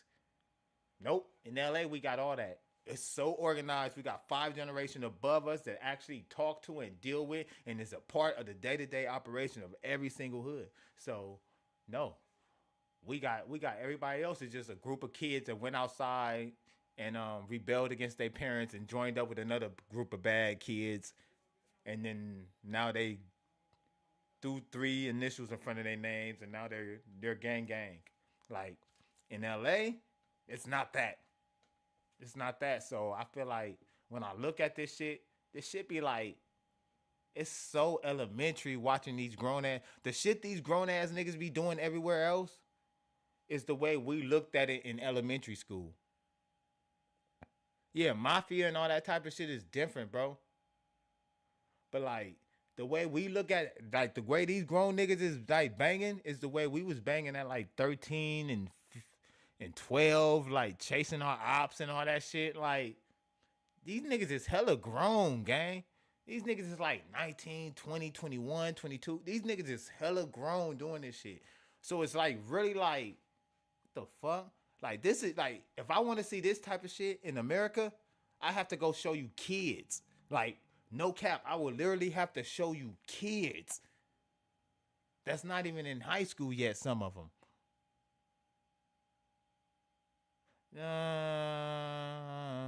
Yeah, y'all probably did, but y'all didn't have gangs, nigga. Y'all didn't have street gangs, nigga, like us, like black street gangs, nigga. No, nigga, no. Y'all probably did, but y'all didn't have what we had, nigga. And y'all it wasn't nothing about sliding. It was all about money. I'm talking about straight warfare. Our gangs have been, look, LA street gangs did not come up in prohibition. We didn't come up in it wasn't no drug war.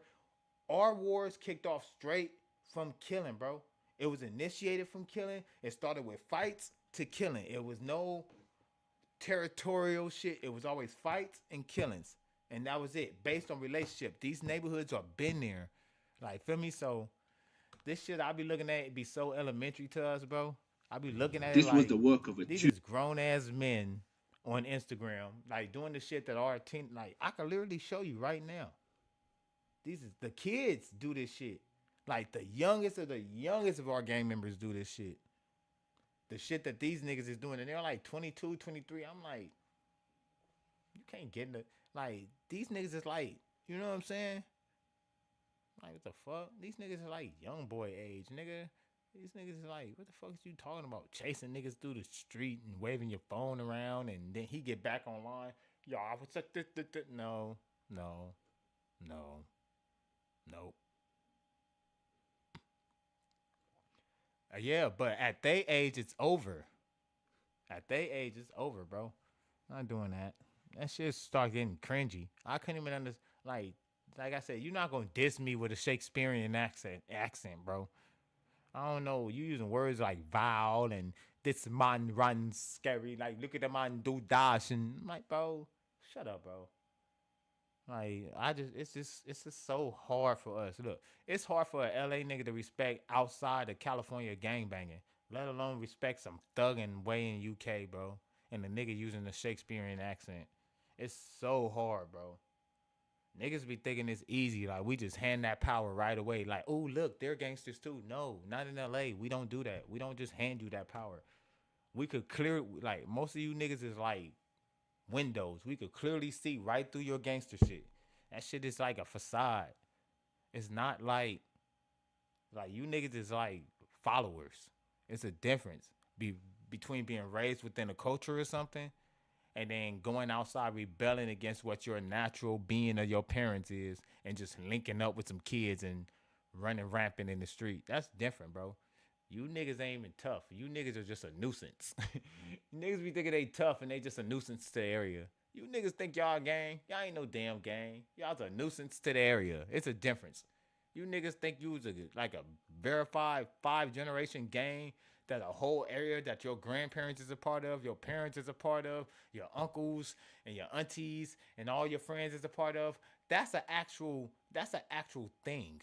But to just be like a nigga, like you know, all them niggas' parents ain't gang members in the UK. There's no way your parents a gang member too? Your dad, your mom, and your grandmother? If your dad, your mom, and your grandmother, and your auntie ain't gang members, and your cousins ain't gang members, bro, there's no way possible you a gang member, nigga. You just a rebel. You just a nigga who went outside and start rebelling, nigga. Don't say you grew up in it and you came from the street. No, you didn't. You came from a good home because your parents got good sense. You know right from wrong because your parents doing right. So I'm sure they taught you right from wrong. I don't believe in a nigga who come from that and just went outside and just say, "Oh, I'm like that." No, you not like that. You adapted to you trying to be like that.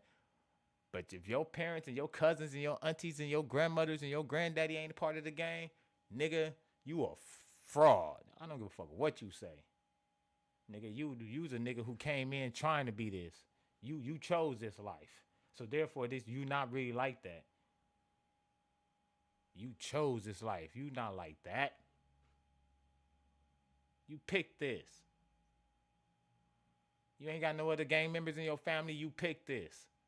If you don't got no other gang members in your family, you chose this life. If your uncle, I'm talking about if some older ones too. They gotta be older than you. I hear you, bro. They said you come to the UK with the attitude, you get humble quick. I'm pretty sure I'm in someone else's backyard. But at the end of the day, it don't mean it's gonna be respected. I'm pretty sure a nigga be able to pull a skit if I don't know your streets, if I don't know the lingo, if I don't know the people. Yeah, you'll be able to pull a skit on me. I'm sure. It still won't be a respected skit. It'll just be a skit you guys was able to pull. It still wouldn't be respected. Oh, you'll be humble quick. No, I wouldn't. I'll be like, them niggas did some bullshit. I would definitely not be humbled, nigga. The fuck? I live in real life, nigga. I would not be humbled. I'll be like, they did some bullshit and they got away with it. I can't believe I let them get away with some bullshit. That's what I would be. If a nigga ever do anything to me anywhere outside of LA, I'd be like, I can't believe I let a nigga do that to me. I would never be humbled. I would just be surprised I let it go down. Humbled would not be the word. Surprised, but humbled, nah. I'll be surprised. I wouldn't be humbled.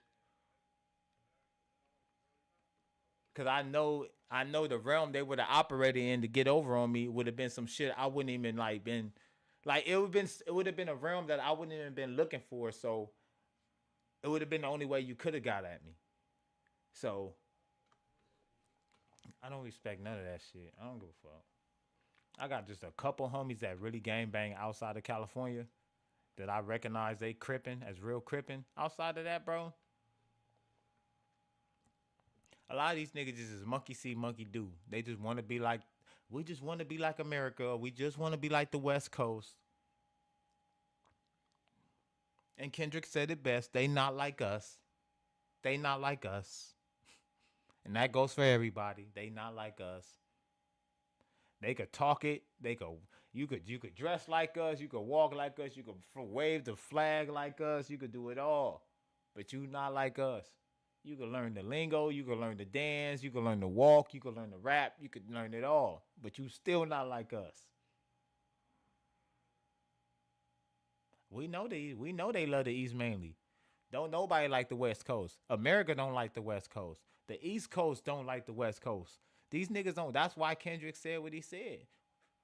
They not like us. We understand y'all don't like them. Fuck them anyway. Nigga, we don't care. We know. We know that. We don't care about hip hop.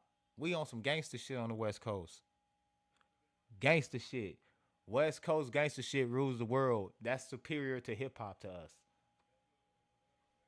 All that other shit them niggas talking, that's why Kendrick did the album the way he did it. Fuck Poom Pat rap. Nigga, this is about the West Coast. Let me show you niggas we can rap too. And everybody on the West Coast got bars. And out rap though. Your best East Coast deep rapper right now, I got a nigga from the West Coast that'll give them hell. Anybody. All kinds of different rappers that got bars and they don't make Poom Pat music. So yeah, that sound, we know they don't like us. East Coast, Chicago, UK, we know they don't like us. They not like us. We don't make it for y'all to like us. We don't make the music for them to like us. We don't want them to like us. We don't even like them. Keep it G. You don't hear niggas on the West Coast playing UK music, New York drill. We don't play Chicago drill. We don't play none of that shit. We don't play they trash either. We don't play none of that trash either. None of that Poom Pat New York shit. We don't play none of that trash. So we don't like them either. So it's cool. We been on that on the West Coast. We been on that. We don't give a fuck about them. We don't give a fuck. We only like our shit. What is this? We don't like nobody's shit. We only like our shit. What is this? Lord. And these West, look, that's another thing.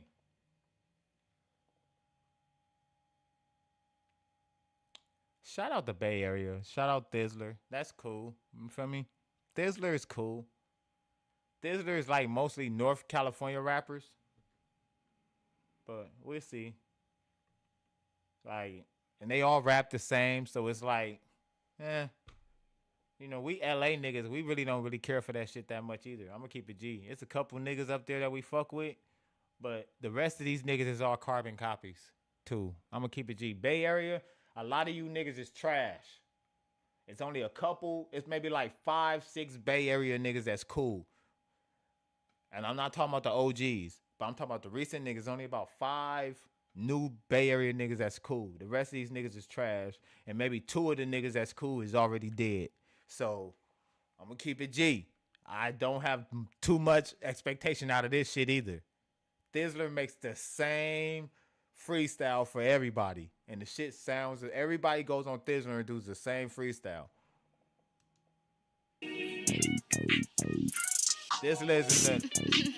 Thizzler isn't in like a good place to go do it. Like, cause they give everybody the same freestyle. It's like the same shit. Left. Her make this beat. Blaster. RP Mac Dre. Right, RP Mac Dre for sure. S-T-U-P-I-D. I got my name on the chain, I don't need ID. When I step through, I'm fucking up the party, y'all. Throw the money in the air, cause we love the ball. Wham, bam, Northside Hound. Anything you throw up, I'ma throw that shit down. Niggas set us up, we gon' blow that shit down. Bitch, do I look stupid? Why the fuck I got a gun if I don't use it? I done made 30K on the computer. He try to drop nuts on us, we get him neutered. He ain't wanna use his head, I got him noodled. Big dogs in the gate, you niggas potent. Fully K on Brody asking me to go stupid. I chase a bag, not a bitch, who is Cupid? Nigga with an attitude, I get a little ruthless. So salute to the shooter, I'll leave you ruthless. Yeah, this shit weak. No cap, this shit weak, bro. It's trash. This is trash, bro. No cap. He tried to disguise it and use Mac Dre beat. The beat's Mac. That's Mac Dre's beat. The beat's Mac. His verse on there is trash, nigga. This is disrespectful. This is trash. Nah, this is trash, gang. Crip Street, nigga. I'm from California. This is trash, nigga. What's this? I'm on bullshit. This shit is stupid, Flo, for sure. This shit is trash, gang. I need new shit. Fuck the elephant bar, bitch. I need roof Chris. Why these niggas lying on their dick? You ain't goose shit. Plus you got dust in your barrel cause you don't shoot shit. This is trash, bro. This is garbage, yo. This garbage, yo. Nah, this garbage, nigga. This hot garbage, nigga. The way the bitch blow it, what a soup is. With this foe on my jersey, what a hoop is. They gon' let me in +5, don't need no ID. They gon' act like they don't see us, we 29 deep. I done did some real shit that never made IG. They gon' try a new drug before they try me. Two Glocks touching together, I think they saw me. And I be throwing up a 5 till they free weed. On that shit crazy, words on mic gon' give me free G's. I'm in Flint, we pour 6 of that Kiki. We up top hitting donuts in a GT. I ain't never had a mint belt, this here GG. My baby know a daddy a star, see me on TV. These niggas cap only drilling on a PC. Now you gotta call me Unc, I knock your TT. Ever since I jumped off the porch, name ring ring. What the fuck is this, bro? The fuck is this? This shit the fuck up out of here, bro. No, nigga.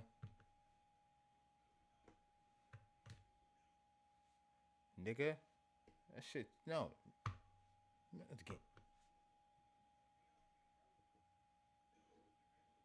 Disrespectful. That shit is trash. That shit was ass, gang. I can't believe you, bro. Them niggas need to throw that nigga away, too. Blaster. Throw that nigga away, bro. That nigga horrible.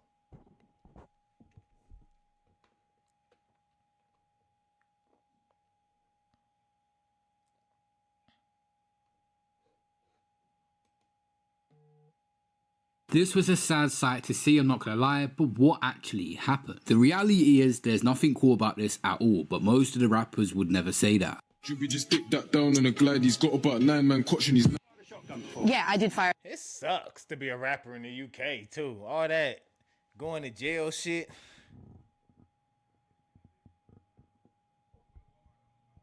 That shit sucks. I mean, you go to jail here, too, but like, shit.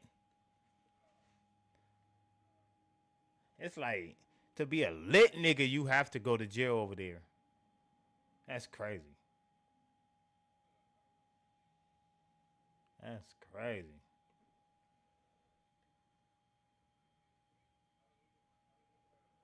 No, they said that nigga signed a deal? That song is trash.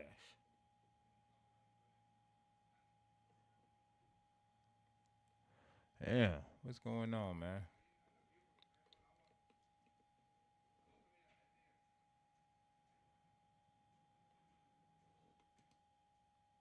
In 7 days, President Donald Trump will make history. In 7 days, those of you that dedicated your entire life, your whole being, your energy, everything that you possibly can to this movement will be fulfilled. And it is not the ending, but it is the beginning of a new dawn of America. In Giving a whole speech. Donald Trump ain't even in office yet. This nigga over here giving a whole speech. Fuck out of here, man. Talk to you in 7 days, nigga. Tomorrow he gonna make a new speech in 6 days. Like, nigga, the fuck? In 5 days, Trump will be like, bro, you gonna make content all the way to the day he's in there, huh? Weirdo.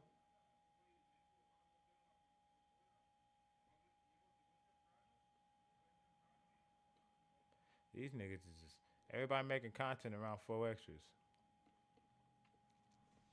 Ain't doing all that. Did what I was gonna do, said what I was gonna say. Yeah, alright. Let's find us something to rap about, man.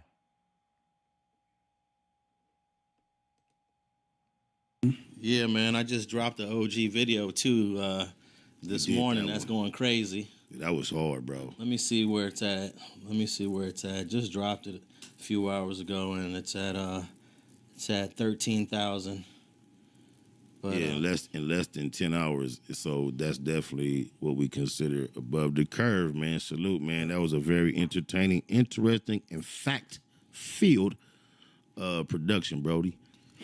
Yeah, well, you know, I'm at a point where I have no patience for some of the BS that seems to gain a lot of traction on YouTube and online. What do you say to those that say you caping for Big U and out here is trying to save him? He's in your pocket. I just read a few of your comments. Let me see. Hold on.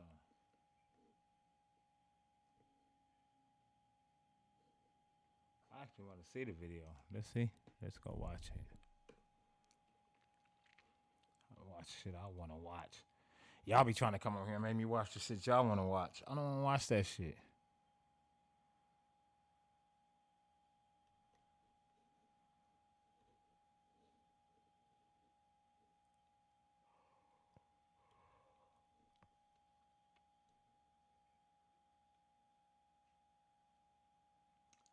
Fake loose cannon.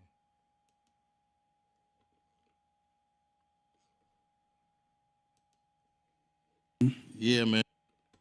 And I just dropped the OG video too this morning. That's going crazy. That was hard, bro. Let me see where it's at. Just dropped it a few hours ago, and it's at 13,000. Yeah, in less than 10 hours. So that's definitely what we consider above the curve, man. Salute, man. That was a very entertaining, interesting, and fact-filled production, Brody. Yeah, well, you know, I'm at a point where I have no patience for some of the BS that seems to gain a lot of traction on YouTube and online. What do you say to those that say you caping for Big U and out here is trying to save him? He's in your pocket. I just read a few of your comments. That's why I'm just curious. Look, man, I ain't talked to Big U since Raymond Washington's mother's funeral, Violet. Salute to Big U, though. That had to be, I don't know if that was earlier this year or late last year, probably earlier this year. And Big U is not the type of guy that I talk to on the phone on a regular basis. I might have less than 5 conversations with him in a year. I'll have more conversations with you in a week than I do with Big U in a year. And I'm aware that you and Big U are not strangers. Have a history peppered with all type of ups, downs, ins and outs. Even though that you are comrades and cordial, I know you guys are not best of friends. I mean, we've went through our ups and downs back in, you know, ages ago, years ago, but like grown men, we eventually have a conversation, talk it out, and let bygones be bygones. Oh, I tell you what we didn't do and what we don't do is we don't run to the internet and jump on people's podcasts and start smutting each other. That's one thing we don't do, you know. And I ain't gonna hold back. There were times I had issues with Big U. Likewise. There are times where I disagreed with bro. Likewise. There are times I've argued with bro. Likewise. There are times he argued with me. Likewise. So this video that I did was no, I don't know, like, oh, let me defend Big U. And just for my own personal interest, me and Big U, just to get some idea to some, it was a point in time where I did not appreciate Big U's relationship with Buck Jenner, a.k.a. Young Buck. Yeah. Yeah. And so it all worked out amicably against for me and the G homie because we, it all worked out correctly. But that went through a process just to let people know my interactions with him ain't all just have been through the years. It's be ups and downs. And, that's what happens when you're dealing with people that you respect, you interact with, and it's family, love. It don't always be hugs and kisses all the way through. Nah, I barely talk to bro. And it is what it is. If people are going to think that, they're going to think that. Salute. That's a good. I appreciate that response. A lot of people just can't decipher right from wrong, and maybe you feel like. Oh shit! Let's see. Let's find some real shit to get into. These niggas talking all low key and shit.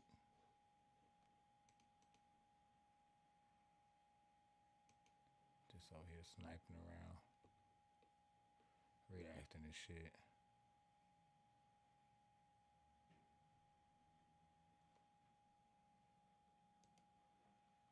That I had as of this morning, not all of them are looting and burglary. But please note, and this is a strong message to everybody because we still have a active curfew that is in effect, 6 p.m. to 6 a.m. If you do not have any legitimate business in these areas, stay out because our deputies are stopping people in a constitutional manner, I may add, and they are asking people questions. On many occasions, we are involved in these conversations. We're coming up with narcotics. We're coming up with individuals who are carrying guns. And guess what?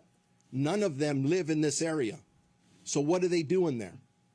You got to think, hey, why would I, if I have narcotics and a gun on me, go to an area that has a curfew in it? Well, that's what we're dealing with. We're going to deal with that. We're going to continue to work. And I appreciate the work that all of these folks are doing to make sure that the people in our community do not get re-victimized. Stay out of the curfew area. Do not come here to do anything you shouldn't be doing. You're going to get caught.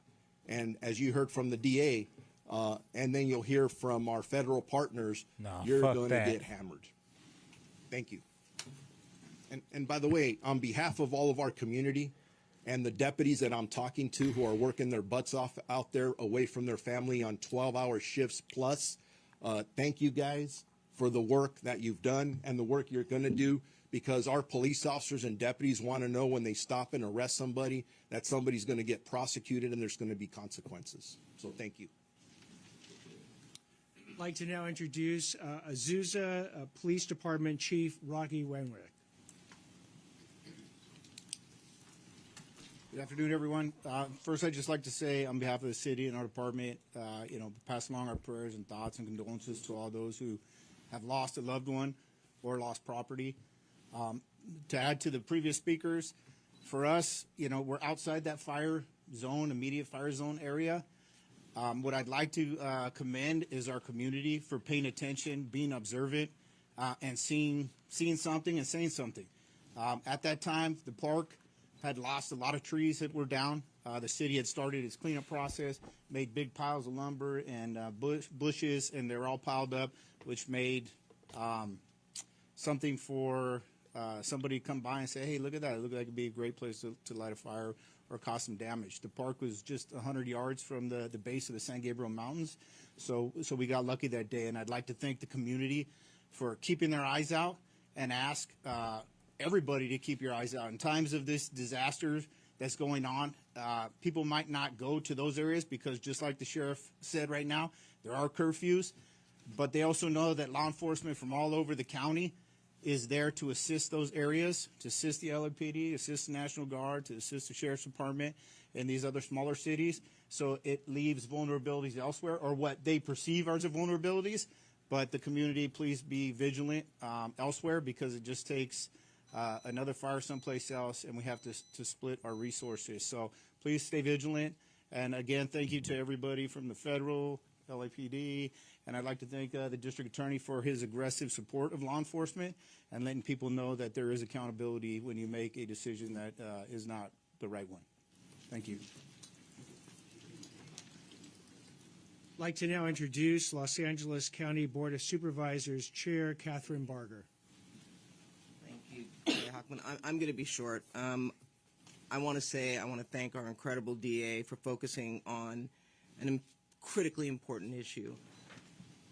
I've met hundreds of residents whose greatest fear, beyond the fact that they've lost their home, is that people are going to go in and steal whatever they have left. And for those that left their home and it's still standing, their greatest fear is they're going to go back and it's going to be looted. The fact that you are prosecuting and recognizing that there are victims beyond what anyone even realizes is refreshing. And I want to thank you, and I want to thank you on behalf of the men and women, Sheriff's Department, but law enforcement as a whole, who are out there each and every day arresting. And when I find out that some of the arrests that were made, there were no charges filed on the exact same thing done, it's time for us to let the public know that accountability is alive and well in Los Angeles County. And as a supervisor whose communities are suffering right now, I want you to know we are going to work hand in hand with the district attorney, with the sheriff's department, with LAPD to make sure that not only is your property protected, you're going to jail. Anybody that tries to take advantage of this situation will be prosecuted to the fullest extent of the law. So I just really want to thank you, Sheriff Luna, to LAPD, to Chief McDonald, to you, District Attorney Hockman. Thank you for working together to recognize that we have to protect our communities. Thank you. I'd like to now introduce Supervisor Hilda Solis. Thank you so much for having me, District Attorney Hockman, and also for inviting all of us here today, and especially want to thank our Azusa PD Chief Rocky Wenrick and his staff, and also all our public safety officers, as well as our elected officials. I'm proud to represent the 1st District, but on this day, it saddens me to hear that. I'm about to get off of here, y'all. I'll talk to y'all later, man.